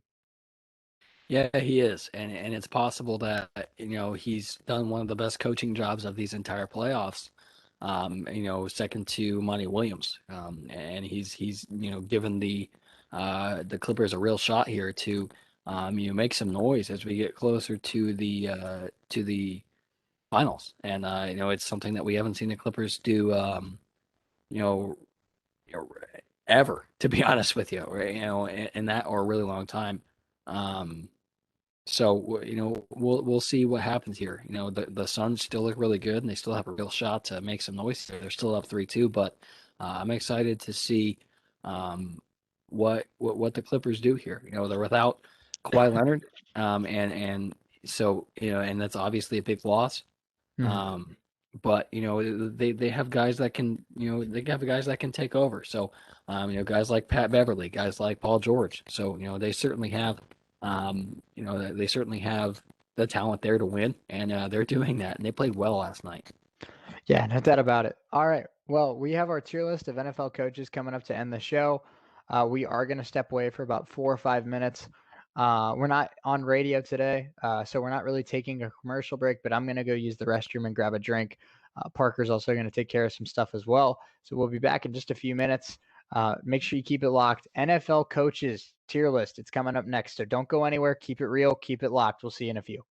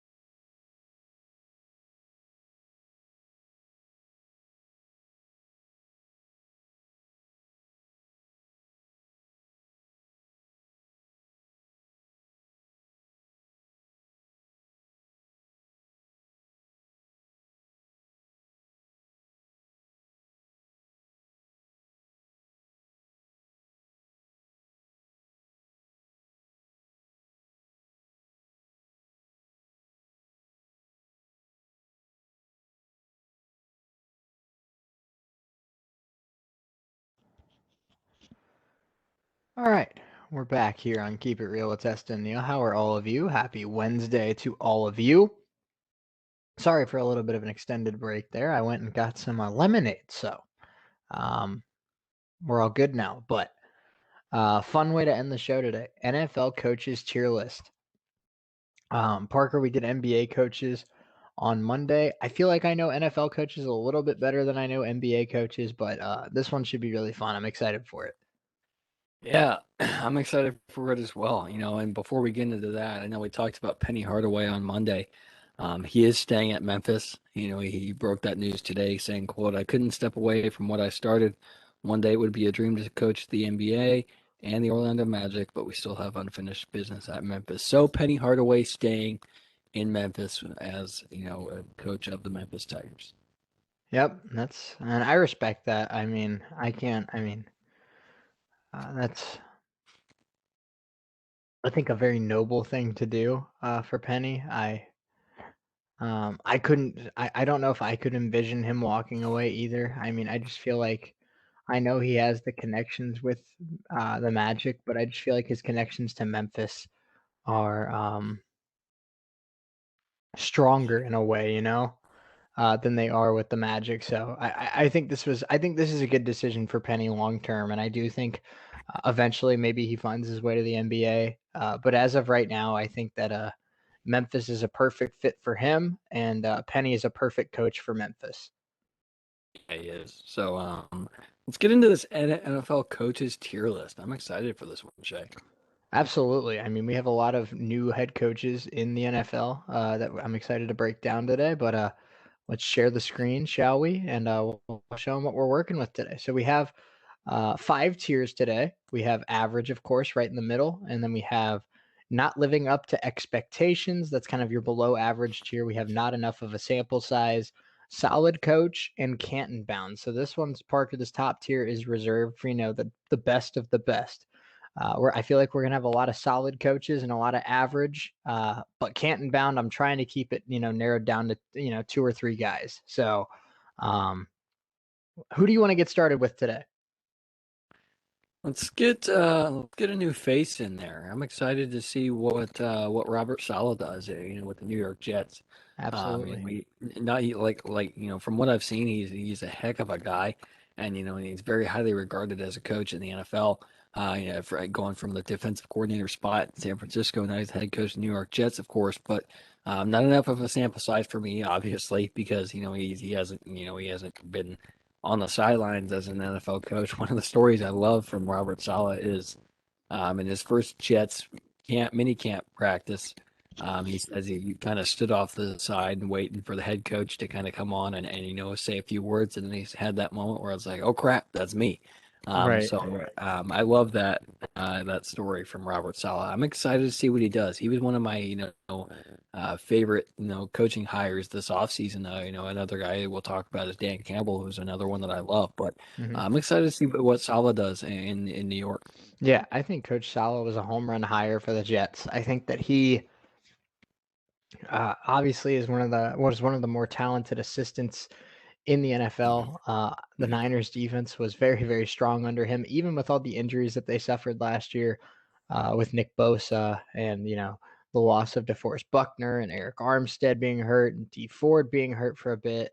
It's just that team went through a ton of injury uh, loss and a ton of, turnover on that defense, pun intended. But Robert Saleh did a great job, and he has done a great job. But I'm excited to see this. I think he's earned this opportunity to be a head coach in the NFL, and I think he's a really good fit for a team like the Jets because I think New York Jets football, when they were succeeding under Rex Ryan, is a strong defensively focused team that has a quarterback that can make the plays needed to win. And I think that's kind of the foundation that they're building here. Strong defense that is the focus of the team under a guy like Robert Saleh, and they're hoping Zach Wilson can be that guy that makes plays that helps them win games. Kind of like, this is going to be a throwback, but kind of like what Mark Sanchez was for a few years in New York. Right. And hopefully they're gonna find the guy here with Zach Wilson. They've been looking for that guy. for a while. A lot of people would say Sam Darnold wasn't it. We'll see what he does in Carolina, but I'm excited for Saleh. Me too. So let's knock out another one of the new guys. Since you mentioned him, Dan Campbell and the Detroit Lions. I love this guy. When he was first hired, it was it wasn't one of the flashier names like Sala, like um, Arthur Smith, who I know was very, very requested. Urban Meyer was a big time name. But I really really like Dan Campbell. I think Detroit is one of those organizations that needed to kind of stray away from the sexy hire and just go with a guy that's a football guy. And I think they hit a home run here. Dan Campbell's a guy that's easy to root for, easy to want to play for, from what I've heard from him. And I think he has the energy and the passion that Matt Patricia and his staff never had. And I think this guy is going to get players excited to play for the Lions. He's going to get fans excited about the future of the Lions. And maybe, who knows, if everything starts going well, maybe he's the guy that finally turns the Lions around. Yeah, it might be. And I've never played football in my life, but I would run through a wall for Dan Gamble, and I don't even know the guy. Just based on some of the interviews I've seen in his initial press conference, I just love what he brings to Detroit. Like you said, we're hoping that Dan Campbell can turn it around in Detroit. They got Jared Goff coming in, who I think is not among the league's best, but he's certainly a guy who can get the job done for you. So, and you still have guys there who can succeed with that offense. Guys like Hawkinson, and DeAndre Swift. So, I'm excited to see what the Lions do. Mm-hmm. Me too. Let's get one of these guys out of the way that I think is going to be pretty easy for us, Parker. Bill Belichick. He's going in Canton bound, obviously. I said I'm going to limit this to, 2 or 3 guys here in this top tier. Bill Belichick's one of those guys. I know that he has not had as good of teams in the last couple years with the loss of Tom Brady. I know that he's not been the greatest GM at times in drafting and, acquiring players and stuff like that. But on the field, this might be the greatest coach in the history of football. This is a guy that has won every single year in any single circumstance. Um, Unbelievable mind, unbelievable at getting max effort, max talent out of his roster. And this is a guy that, he took the Patriots from being absolutely nothing into being, the premier dynasty of the 21st century in any sport. So Bill Belichick, for me, obviously a first ballot Hall of Fame head coach. And I think you could definitely have a strong argument that he's the greatest coach in the history of football. You could, and certainly, I hate the Patriots with a burning passion, but I love Bill Belichick. It's hard not to argue, or it's hard to argue with the amount of winning that he's done because he's won everywhere he's been. He won in New York under Parcells. He won in Cleveland when he was head coach there. Of course, he's done spectacular things that we might never see again. And In New England. I'll also throw in he technically never lost as the head coach of the Jets while he was there for 2.5 hours. Right. I wasn't going to say that, but yeah, you could put that in there as well. There's no doubt with the winning that he's done. And I love Bill Belichick. I love his press conferences because they're hilarious. And yeah, you can't argue with the fact that he's going to be in Canton, when his day comes. Absolutely. Let's get to a guy the reigning coach of the year, who I'm very, very excited for his future, Kevin Stefanski.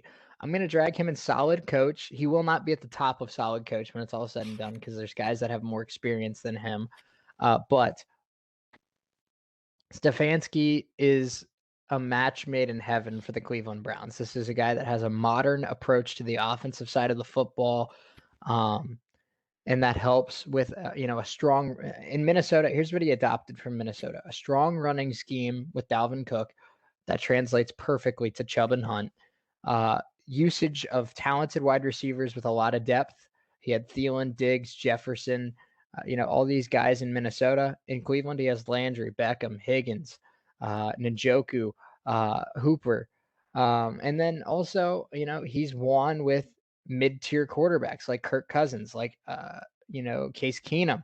And that's exactly what he's doing with Baker Mayfield. A strong defense that got a lot better in the offseason. This Browns team looks really, really good. I love Kevin Stefanski. I think he's a coach that has the potential to be a top 5 coach in this league for a long time. And already, I think 1 year into his tenure with the Browns, he's already a really solid coach.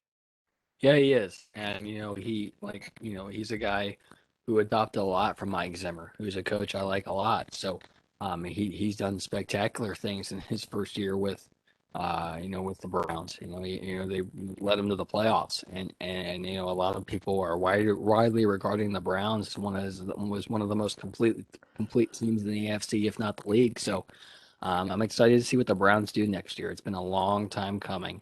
Browns fans have been put through misery like none other, but I think they finally have found the guy to lead Cleveland to the promised land. Yeah, I agree. I think he's finally the guy, and that's exciting for Browns fans to say the least. Parker, I'm going to let you introduce this next guy. And I know you have a lot of good things to say about him. One of maybe the greatest offensive mind of, this generation of football. Tell us where you'd put Andy Reid. Andy Reid's Canton bound. You No can't doubt argue about it. with that. And he did great things in Philadelphia. And then he's won the Super Bowl in Kansas City. He's been in Kansas City. It seems like a really long time, but he's done great things since he's been there. He's had pretty solid quarterbacks as well. And Mahomes is not just pretty solid; he's excellent. But Alex Smith was not, was not terrible either. He did some great things when he was in Kansas City. And a couple playoff appearances for them. So, but now you got Mahomes, and as well as guys like Tyreek Hill, and Clyde Edwards-Helaire, and that's not to discount anything that the defensive side of the ball, has as well. They have, some great players on the defensive side of the ball in Kansas City. So, this is a really complete team. It's a very deep team. But there's no doubt for me that Andy Reid's can't bound. No doubt about it. Andy Reid, like you said, 100% on the money. Outstanding offensive mind.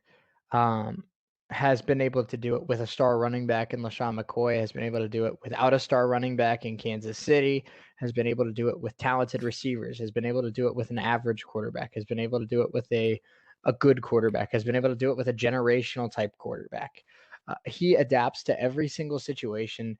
He adapts to every single roster that's given to him, and he finds ways to get it done. And I respect it. And no, he doesn't have the same resume that Belichick does, but he still has a Hall of Fame caliber resume for sure. So next, let's do hmm. Let's do another young guy who I like a lot, Parker, and I know you do too. We talked about Stefanski. I think I'm gonna put this guy a little bit higher on the list. And by that I mean just a spot ahead and solid coach. Brian Flores and the Miami Dolphins. Love Coach Flores. What he's been able to do in Miami is absolutely spectacular. Strong, strong defense. Fundamentally sound football team. They don't make a lot of mistakes. Devontae Parker, Matt Breida. They went out and got, of course, another just a really talented running back room with a lot of guys that make a lot of people miss, make a lot of plays. Tua Tagovailoa, he's been able to do it with Ryan Fitzpatrick. He's got Mike Gesicki, one of the best young tight ends in the NFL, but he's done it with bad secondary help. He's done it with bad offensive lines. He's done it with a young quarterback that made a lot of mistakes. He's only been at Miami for 2 years, but he's already seen a lot of different situations come up, and he's found ways to kind of, deal with it and win through all of those situations. Love Coach Flores. I think he's a star in the making in the coaching ranks, and I think Miami has a very, very bright future as long as he's head coach. He does. I saw an article, a few days ago that said he's one of the coaches on the hot seat this upcoming year, and I couldn't disagree more.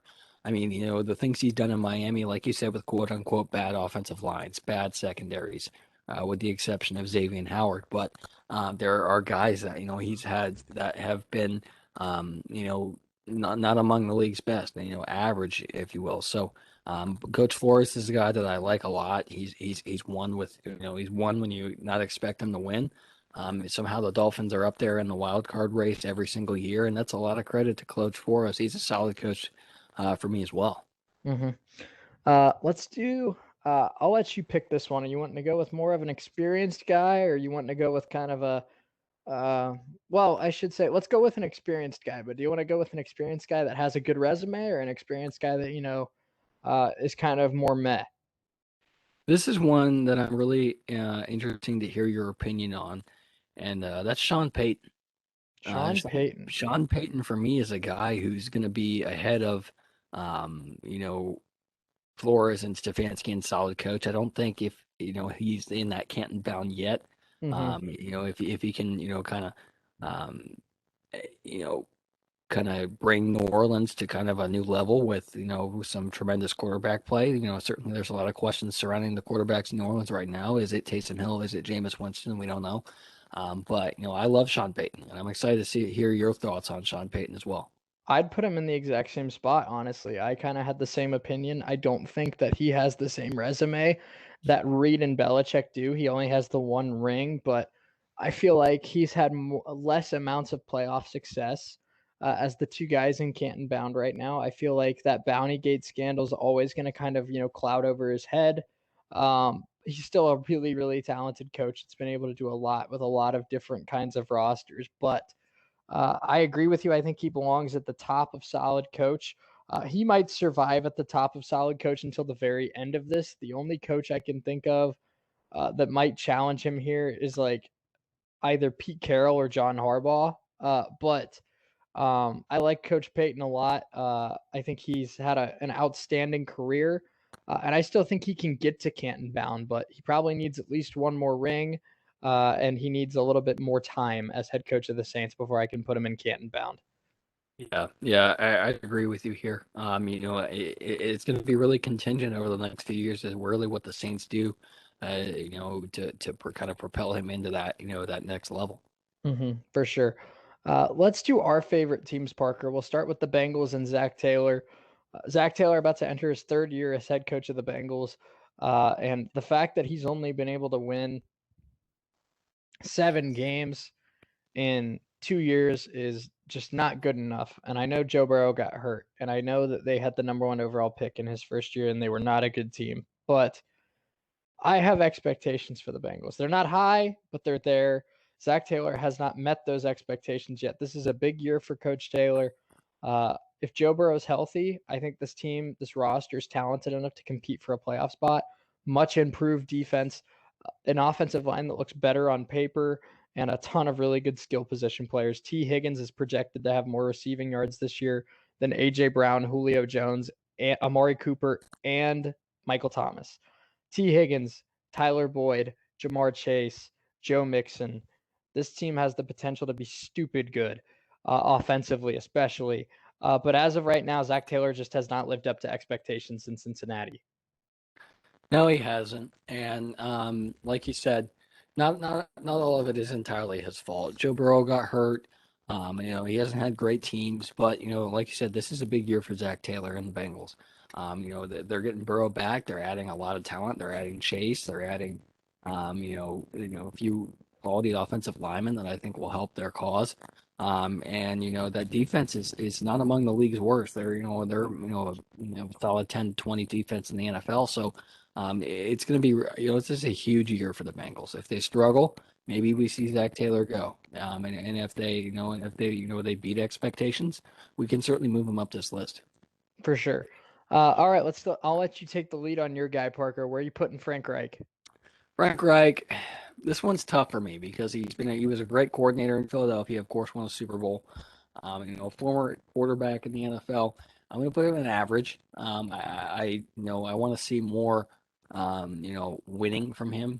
The only year he's made the playoffs in 3 years is 2018 when the Colts went 10-6, and that was still with a guy named Andrew Luck taking your snaps. So this is a big year for the Colts and for Reich. I'm on a will see basis with Wentz. I've said that from the day he got traded. I don't think he'll return to 2017 at Carson Wentz, but I still think he's going to be. He has the talent to be there. The only year that he put up an MVP cause was 2017 with Frank Reich as his offensive coordinator. So, he's an aggressive coach, and that's something that I like. He's a lot of if it's a 4th and 1, 4th and 2, he'll go for it more than you think. And I like the aggressiveness, but sometimes the aggressiveness he can kind of shoot himself in the foot with that. So he's going to be an average for me, but I'm excited to see what they do this year. I agree. I think Reich, like you said, has kind of been a little bit inconsistent with his successes and his failures, and that for me, that kind of puts him right smack dab in the middle. I haven't seen enough bad from him to put him in, below average, but I haven't seen enough good from him to put him in the same category as Stefanski, Flores, and Peyton.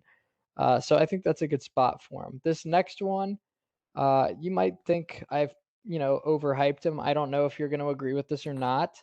But I'm going to put Mike Tomlin in Canton bound. I think Mike Tomlin, I hate the Steelers with all my heart. And I know that anybody who knows me knows that. But I think Mike Tomlin's earned this ranking. I think he's been the Steelers coach for a very long time. I think he's found ways to win with a young Big Ben, a prime Big Ben, and a past his prime Big Ben, and an almost unusable Big Ben. They always have strong defenses. He's obviously a defensive minded coach. He's had Pittsburgh as one of the top defenses in the league for almost 20 years now. And before that, his time in Baltimore as well. Always finds ways to win games. I know he's lost to Brady. I know he's lost to Peyton Manning. I mean, I feel like anyone would lose to Brady and Manning. So I don't really hold that against him as much. But this is a guy that consistently has the Steelers in position to make a run at a Super Bowl. And he's found ways to do it with different rosters and in different circumstances. So for me, not quite the same level as Belichick and Reed, but I still think Mike Tomlin finds himself in the Hall of Fame when it's all said and done. Yeah, I think he will too. In that he's won a consistent clip for a while. Like you said, he's won with a very, very bad Big Ben, and he's won with Big Ben when he's at his best. And so he's a guy who's been proven that he always has strong defenses, like you said. And somehow the Steelers are competitive every year with, even with they've had quarterback troubles the last few years, but the Steelers always find themselves, pretty close to the playoffs, if not in the playoffs, every single year. So, they started out the year 11-0 last year. And this is, it was no accident because Tomlin's, just a heck of a coach. Yeah, no doubt about it. This next guy, Parker, this is my favorite coach, young coach in the NFL, I think. I mentioned a couple weeks ago on the show that if I had my choice of any coach in the NFL to, lead my franchise, if I was an owner or a GM, I'd pick this guy, and that's Sean McDermott. So where would you put Coach McDermott? I'm putting him in solid coach. I'd probably put him right in between Peyton and Flores. And he's done great things with with in Buffalo. Before Allen was there, they weren't the greatest team, but he's led Allen to become one of the best young quarterbacks in football. Of course they have Diggs as well there, and lots of talent on this team for sure. And they have always have a great defense. McDermott's a Mhm. defensive minded head coach. You have guys like Tre'Davious White, Jordan Poyer, as well in that secondary, and they always have really good teams, and that's not to discount anything that in the guys in that front seven are doing. They have AJ Epinesa, who's going to be really good, and they've drafted a few guys who look really good as well on paper. So I'm a big Sean McDermott fan. He's going to be right here in solid coach for me. I agree. I think the most impressive thing to me about Sean McDermott is that he's a defensive minded coach, obviously coming from Carolina as their defensive coordinator. And obviously, the Bills' defense has been great ever since he got there. But the job that's been done with Josh Allen, the job that's been done with Stephon Diggs, the job that's been done with the Bills' offensive line is, no, it's no joke. It's no small task. And it's not all on Sean McDermott, but the staff that he's been able to put together that's helped mentor Josh Allen, that is Sean McDermott's staff. So that's his, doing for bringing that group together. He's done a great job with this Bills roster, with this Bills organization. He has them set up for a lot of success, both short term and long term. And I'd put him right where we have him in solid coach, right behind Sean Payton. I think, like I said, if I was an NFL owner or GM, and I got to pick any coach to lead my team right now, any young coach in the NFL, because obviously I'd consider Reed and Belichick and guys like that, but any young coach in the NFL to lead my team, I think I'm going Sean McDermott. Yeah, yeah, and I have no argument there. For me, between him and Shanahan, two guys that are, really good at what they do. So I'm a big Sean McDermott fan. All right, let's get to another new guy, Parker. And for this next one, we're going to head to Jacksonville, the team that had the number 1 overall pick, drafted Trevor Lawrence, and had I don't want to say the biggest coaching hire of the offseason, but definitely the biggest name, and that's Urban Meyer heading back into the coaching ranks, but this time at the NFL level. I'm going to put out, obviously, not enough of a sample size, but this one's really intriguing to me because I think Urban has done a great job his whole career in getting players to buy into his mentality, getting players to buy into what he's trying to accomplish. And I think he'll be able to do that with a very young Jaguars team. What I'm worried about with Coach Meyer is he's not quite as prepared X's and O's wise and, just being on a sideline wise at the NFL level as guys like Campbell and Saleh and Sirianni are. And that's no slander on Urban's ability as a coach or Urban's football IQ because both are through the roof. But college and the NFL are extremely different games, especially with Urban's, option style offense that he ran at Florida and at Ohio State. It's very different at the NFL level. Trevor Lawrence is not going to be running read option 20 times a game at the NFL level. So the only thing that concerns me about Urban Meyer is that he doesn't necessarily have the same NFL track record as some of these other new coaches. But nobody is able to kind of win a locker room like Urban. And he's got a lot of charisma. He's got a lot of confidence. He's a great leader, and I don't think he'll have much trouble getting that Jaguars team to buy into him. No, I don't think so either. Like you said, the transition from college to the NFL is a tough one. And I'm really interested to see how Urban handles this. And I think it's really good for both Lawrence and Urban to kind of, jump in there the same year and kind of grow together. Because if you have a guy who, is an experienced head coach, and, he hasn't, and you bring in a rookie quarterback, or vice versa. You have a new head coach and an experienced quarterback. Sometimes that relationship has trouble developing, but I think this is the perfect scenario for both Trevor Lawrence and Urban Meyer to where they can kind of grow together and get through get through those growing pains that are the NFL. The wake up call, if you will. But like you said, Urban has had obviously tremendous success at the college level. I'm excited to see how his offense changes in the NFL. Because, like you said, you can't run that option offense the whole game like you can like he did at Florida and at Ohio State. So, Urban's going to be, like you said, one of the more interesting hires of the offseason, and I'm interested to see how Jacksonville fares. Yeah, me too. Let's do for this next one. This one's tough because I'm kind of trying to debate where I would put him. But it's going to be Mike McCarthy and the Dallas Cowboys. I'm going to put him in average. I'm going to put him at the top of average. I personally think Reich's a better coach than Mike McCarthy right now, but I'm ranking this based on the fact that McCarthy has a ring. Now, how much of that was him and how much of that was Aaron Rodgers, I can't say. But I do have to respect the fact that Mike McCarthy has a ring as an NFL head coach. I'm not very high on Mike McCarthy at this point in his career. I don't think he has the same leadership quality that guys on this list like Flores, like Urban Meyer, like we just talked about, like Andy Reid, like Mike Tomlin has. I feel like Mike Tomlin, you put him in almost any room in the country of football players, and he can win that room over. I just don't see the same thing in Mike McCarthy. I think he knows a lot about the game of football, and I think that he'll find, I think that he can put a good game plan together, but I just don't see the same ability to lead a group of guys. And when you're going to try and be the head coach of the Dallas Cowboys, that's a really bad weakness to have. Yeah, it is.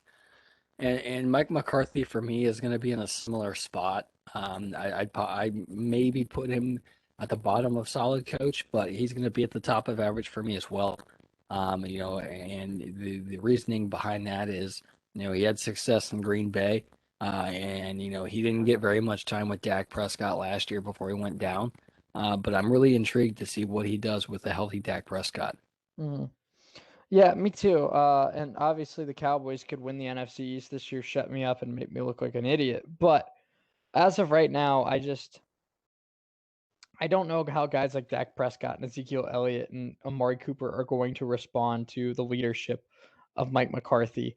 Uh, but I mean, I don't know. They're coming, he's replacing Jason Garrett, and I know that Jason Garrett wasn't always seen as a great leader either. So, we'll see. I don't know who is the last, effective leader of a head coach that the Cowboys had. It might be, back in the day with, of Barry Switzer and guys like that. So we'll definitely see for sure. But staying in the NFC East, Parker, I want to talk about Ron Rivera. He's definitely going in solid coach for me. I got to decide where. Um, I'm going to put him ahead of McDermott for now because he's been doing it for longer. He obviously had a great string of success in Carolina. Had a winning record almost every year he was there. Got it, Cam Newton an MVP, got to the Super Bowl, did great things. Obviously, that ended kind of disappointing. Comes to Washington, gets diagnosed with cancer, beats cancer, and then takes Washington to the playoffs. And a great year where his quarterbacks were Dwayne Haskins, Taylor Heineke, and not Nick Mullins. I'm sorry. Who was their other quarterback that they used this year? Alex Smith. Alex Smith, right? Coming off of having a robot leg. So what he's been able to accomplish with some of the things that's been given to him, nothing short of remarkable. And he's definitely towards the top of solid coach for me. I love Coach Rivera. So do I. And I'd put him in a similar spot. He's probably in the same spot as McDermott for me. He had, like you said, he had a great run of success in Carolina, and he goes to Washington and does great things with 3 or 4 different quarterbacks, and still leads Washington to the playoffs. So I'm a big Coach Rivera fan. He's certainly one of the guys who's one of the better leaders in football. He's an easy guy to root for. So he's in solid coach for me also. Let's move on to another new guy here, Parker. And this is a guy that I'm pretty excited for. I'm not gonna lie. It was not a surprising hire to me. I think this fit made a lot of sense. But we're gonna talk about Arthur Smith and the Atlanta Falcons. I like the move because, like I said, the Falcons or excuse me, the Titans with Arthur Smith ran a lot of that, feed Derrick Henry as much as you possibly can and try and run ground and pound until you can take the defense over the top with guys like A.J. Brown and now Julio Jones. But at the time, Corey Davis. Uh, the Falcons play a little bit different. They play a lot more, shotgun sets with Calvin Ridley, Russell Gage, Kyle Pitts, their new first round pick, as well as, Hayden Hurst. They don't now that Gurley's gone, and especially even when Gurley was there, he wasn't great. But the Falcons don't really have that running back that they've been searching for. They had a year or two of Devontae Freeman and Tevin Coleman. Coleman's now out in San Francisco, and Freeman's out of the NFL. So the Falcons have been looking for that running game. I don't know. I think Arthur Smith's game plan is going to change quite a bit. It's kind of more of an air raid West Coast kind of style, but I think he's got a chance to be a really successful coach in this league. And the Falcons definitely have a lot of weapons for him to start off with. Yeah, they do. And like they run that, like you said, ground and pound offense in Tennessee. And I think that part of that's going to carry over to Atlanta. You still have, one of the top receiving cores in the NFL with Calvin Ridley, with Russell Gage, with the addition of Kyle Pitts, and then Matt Ryan. I still think still has a lot of gas left in the tank. He's not, he's not had a decline like most people think. For me, I still think he's still one of the NFL's in one of the NFL's top 15 quarterbacks. So I'm excited to see what Arthur Smith does in Atlanta. All right, for this next one, I want you to take the lead and let us know where you're putting him. But this is a guy who we both love very, very much. His tenure hasn't been terrible. His tenure hasn't been anything special. It's just been kind of there, and I'm curious where you're going to put this guy, John Gruden, in the Oakland well, I guess I should say now the Vegas Raiders. Um, I'm going to put John Gruden in solid coach. I'd probably put him in between Peyton and Rivera. Um, and that's basing this on what he's done, in his first stint as head coach of, both the Buccaneers and the Raiders. I love I loved him on Monday Night Football. I did. And he's certainly an entertaining guy to watch. He's certainly one of the best leaders of a locker room that the NFL has. And he's certainly, one of the, biggest, offensive minds in football right now. He's a big quarterback guy. Him and Derek Carr seemingly get along well. They run a lot of spider 2Y banana in Vegas. So I'm a big John Gruden fan. Yeah, me too. I like John Gruden. I'd also put him in solid coach. I might move him down a few slots, but I think he's done, a great. He's had a great career as an NFL head coach. But I mean, I feel like I need to see the Raiders take a step forward this year, and obviously time will tell. But I don't think Derek Carr is by any means a poor quarterback. I think they have Josh Jacobs, they have Henry Ruggs, they have a lot of talent on this team. Their offensive line's in shambles at the moment, but they have a lot of talent on this team. And I think this is the year that we need to see kind of some progression from that core group of Raiders.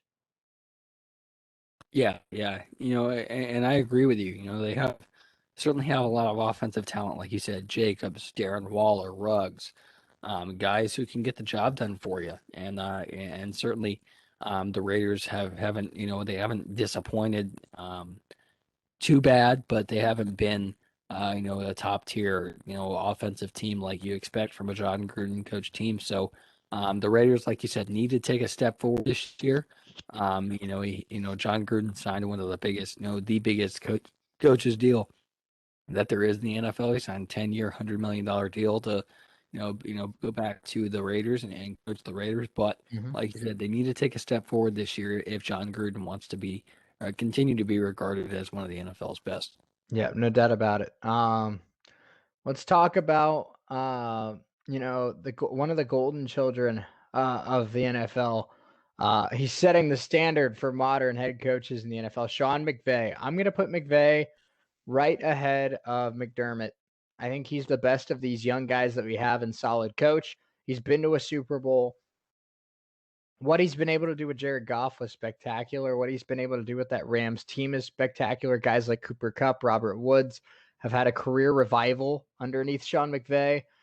His IQ is through the roof. His creativity is spectacular. His leadership is great as well. And I'm excited to see what he can do with a guy that's as talented as Matthew Stafford. So love Coach McVay, and I think he is at the top of the young guys we've talked about so far today. Yeah, I think he is too. Sean McVay certainly has, like you said, high football IQ. He's a guy who, one of the best NFL's best young offensive minds. Like you said, he did great things with Jared Goff, led the Rams to a Super Bowl. He's an offensive guy, but their defense has been one of the NFL's best over the last 2, 3 years. Like you said, made it to a Super Bowl, and he's done great things in Los Angeles. I'm a big Coach McVay fan. I am as well. Let's get to another new guy, Parker, here with this next one. I'm talking about a guy that's about to enter his second season at the helm of the Denver Broncos. Where are you putting Vic Fangio? I'm gonna put Vic Fangio in the not living up to expectations tier. The Broncos, like you said, they've struggled, and Vic Fangio, obviously coming up from Chicago, was a Matt Nagy disciple. Comes from the defensive coordinator spot there to be the head coach of the Denver Broncos. I just haven't seen enough success in Denver from Coach Fangio and company to put him any higher than this. Yeah, I'm with you. I think that Fangio, I had a high expectations for him, especially with how good that Broncos defense is with Bradley Chubb, Justin Simmons, Von Miller, who obviously missed the year with an injury. But you have, a lot of really talented guys. They just drafted Patrick Surtain. But I haven't been impressed. I know part of that's on Drew Lock. I know part of that's on, the front office, but I need to see more out of Vic Fangio here in year number 2. Let's get to a guy. I want to hear if you put this guy in Canton bound, or if you're thinking about putting him at the top of solid coach with a guy like Sean Payton. It's Pete Carroll in the Seattle Seahawks. What are you doing with Coach Carroll? I'm going to put him up in the same spot as Sean Payton. Even though he's won a Super Bowl, he's he just hasn't. He's had great teams in Seattle, and he's a really easy guy to root for. I know he's a guy who has a lot of haters, and some people don't like him, but I'm a big Pete Carroll fan. I am as well. I think that he's done an overall really solid job in his time with the Seahawks. Obviously, every coach has their flaws. Every situation has the moment where it seems like nothing's worth it. Uh, I feel like Pete Carroll has had those kind of moments with the Seahawks where, sometimes they don't live up to the expectations. Sometimes they take a step back. Sometimes they just aren't the team that we expected them to be. But more times than not, I think this team exceeds expectations. I think they do a good job. I think they still respect Pete Carroll. I think they still play hard for him. My only concern, and I've said this about numerous coaches that have been around for a while, guys like Tomlin, guys like we'll get to him in a bit, but Mike Zimmer, eventually a certain mindset, a certain goal, a certain expectation wears out, wears old. And I don't know if Seahawks players, especially Russell Wilson, a guy that's been through almost the entire tenure, does he still believe in Pete Carroll in 2021 like he did in 2013? I don't know. Yeah, I don't know either, but it's certainly no doubt that Pete Carroll's one of the NFL's best still. He's one of the NFL's older head coaches, but he still has a lot of passion and a lot of energy that he brings to the sidelines. He sure does. Another one that is a really close call between superstar, or excuse me, solid coach and Canton bound is John Harbaugh, and I like John Harbaugh a lot. I'm going to put him in. I'm going to put him actually at the top of solid coach because unlike these two that we just talked about, he has 2 rings. Well, I shouldn't say that. I should have came in prepared. And now I'm doubting myself, and I can't remember if John Harbaugh has multiple Super Bowls or not. I know he has one I know he has the one from 2012. I have to double check to see now if so he has one Super Bowl, but he has also a Coach of the Year in 2019.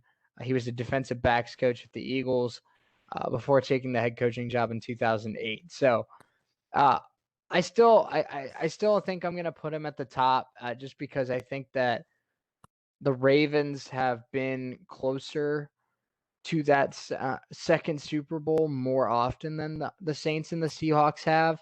I think Harbaugh was almost out of the league a few years ago, and Lamar Jackson in a way almost saved his career. But I love John Harbaugh. I think he's still got a lot of really good years ahead of him. And I think for me, he is the standard of solid coach in the NFL. Yeah, I think so too. Coach Harbaugh is a guy who he's had success. Of course, won the Super Bowl. In 2012, with guys with Flacco, with Ray Lewis, with Jacoby Jones. So there's a guy. There were part pieces of that team that were really good, and he's done a fantastic job. He's been there for forever. It seems like this will be his 14th year or 13th year, or whatever it is, as the head coach of the Ravens. So, and you can't get much better job security than that. So I'm a big John Harbaugh fan. He's done great things in Baltimore. Mm-hmm. Matt Rule in the Carolina Panthers is the next one. I'm going to put him at the end of average. Um, I know the Panthers weren't great last year. I still believe in Matt Rule and his offensive, scheme and his ability to be a talented head coach. He's turned every program around that he's gone to, Temple, Baylor. I think he's going to turn the Panthers around. I'm putting him in average for that reason. I still believe in him when at times I don't believe in Taylor and Fangio. But I can't put him ahead of Reich or McCarthy just because he's only 1 year into his NFL coaching career, and it was a team that only won a handful of games. So I have to be pretty cautious with how I approach my belief in Matt Rule. But as of now, I still believe in his abilities as a head coach, so I'm still going to put him at the end of average. Yeah, I'd probably put him in a similar spot. Matt Rule, I loved him at Baylor. He's a guy who brings a lot of energy to, Carolina. And he's, a guy who's been in NFL coaching talks for a while now, and he gets the job in Carolina last winter. So, he's a guy who's, really an interesting case because, he hasn't had, he had Teddy Bridgewater, but this Sam Darnold situation is going to be really contingent on if he has success in Carolina. It is. All right, next, let's do another new coach in the NFL, Nick Sirianni and the Eagles. Since he came from Indy, Parker, I'll let you kind of tell us a little bit more about Coach Sirianni. So he's the opposite coordinator who I thought would get a head coaching job. I certainly thought Matt Eberflus would get a head job before Sirianni did, but Sirianni is certainly a guy who, he's one of the better younger NFL offensive mind in football. It comes from Frank Reich's offense that has won a Super Bowl. So Sirianni is a guy who is, he certainly brings a lot of energy. Man, he can pack a punch.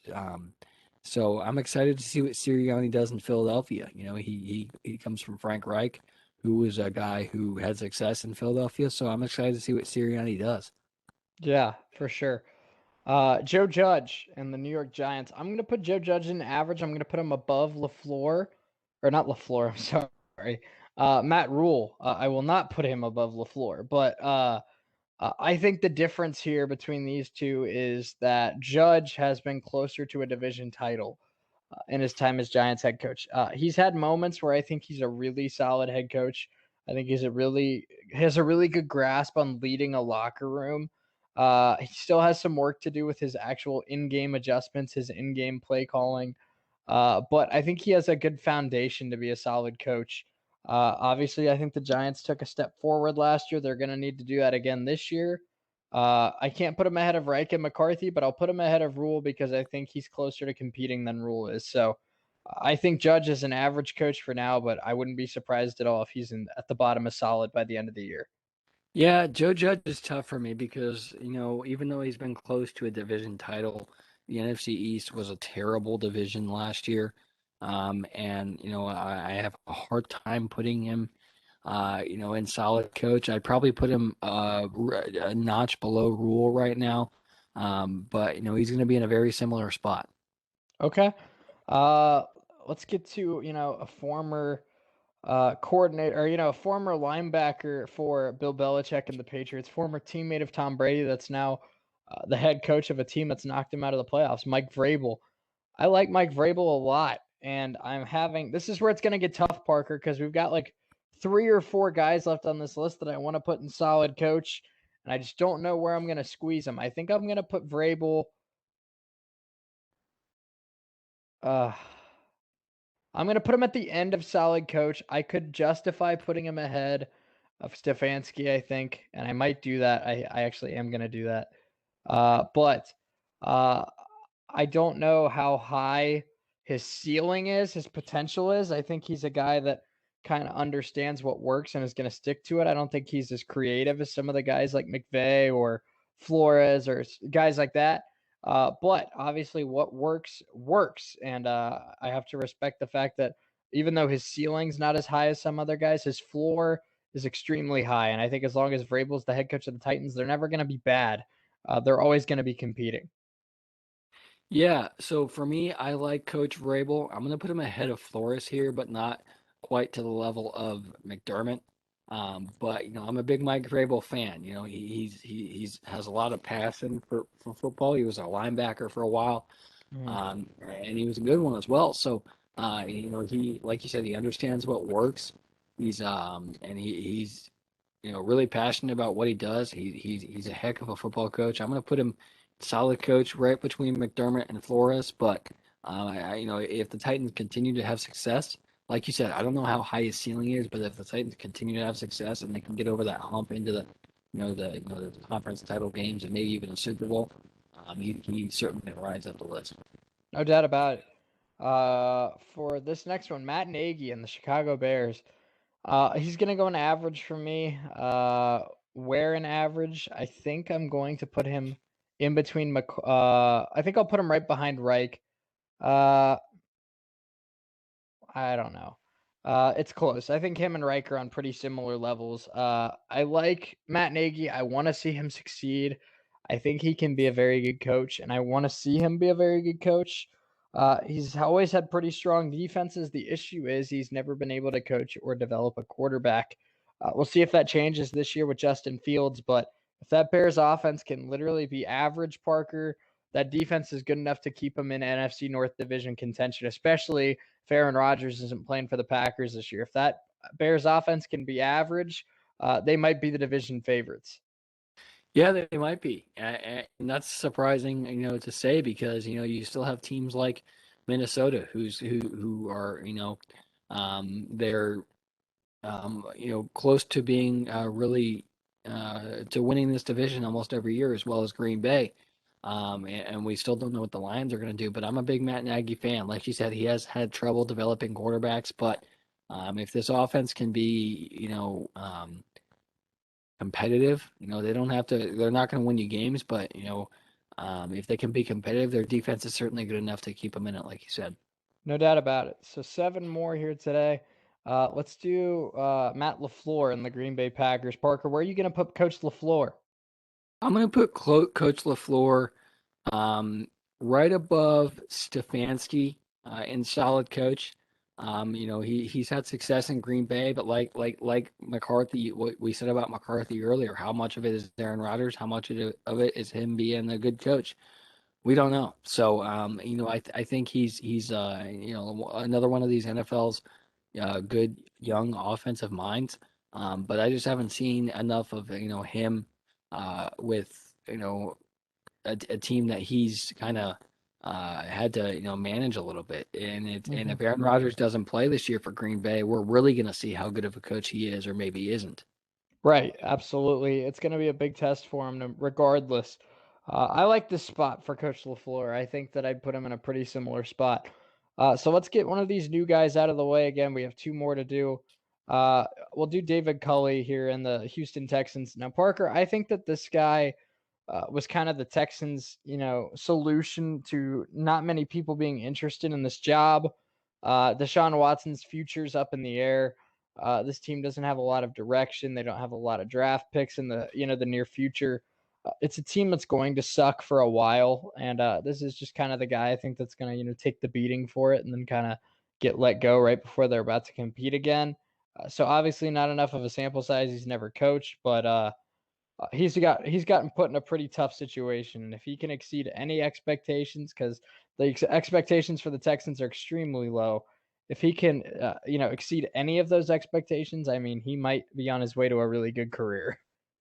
Yeah, and this was one that this is an older guy. We're seeing a lot of these, young coaches be, put in head jobs, younger and younger into their careers. But David Coley's, he's 65 years old. He's an older guy, but he's been in the NFL a long time. He was with Tampa as their wide receivers coach, as well as Pittsburgh and Philadelphia in the same role.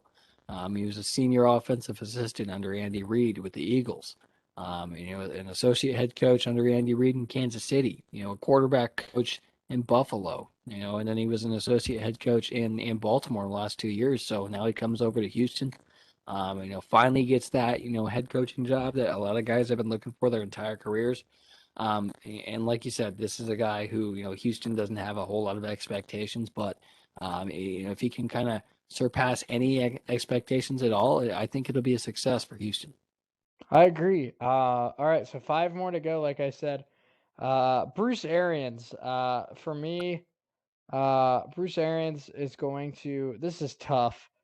Um, he's either going here. He's either going to be the best solid coach of the day, or he's going to be here. And Screw it. I'm gonna put him here. I know he only has the one Super Bowl with the Bucks as a head coach, but you know what he did with the Colts when Chuck Pagano was out, what he was able to do with the Cardinals with Carson Palmer, and taking that team to the NFC Championship, and now what he's been able to do with the Buccaneers. Bruce Arians has cemented himself as a top tier guy, and I'm a big fan of what he's able to accomplish. And I think I don't want to say his future's bright because his past is bright, his present's bright, but this guy just finds a way to get it done every single year. And as long as Brady and Arians are a duo in Tampa, they got a shot to win a Super Bowl every single year. They do. So for those of you who know that I am a huge Bruce Arians fan. I love BA a lot. Mhm. He's certainly one of the more passionate coaches in football. He's my favorite coach in the NFL by far. And he's going to be in this Canton bound spot for me. All right, I like it. Let's do the final new coach, Brandon Staley. Here, oh my bad. Uh, the final new coach, I should say, of this tier list. Obviously, he's coming over from the LA Rams, just coming, going across the town, not even across town to the Chargers, but he gets Justin Herbert. He gets a much improved offensive line, a defense that has Melvin Ingram and Joey Bosa. Obviously, we don't know enough. We don't know anything, but I'm excited to see what he's able to accomplish in his first year in Los Angeles. I am too. He's another one of these younger guys. He's a Dayton guy. He was the quarterback for the Flyers in 03 and 04. So he was, he's played.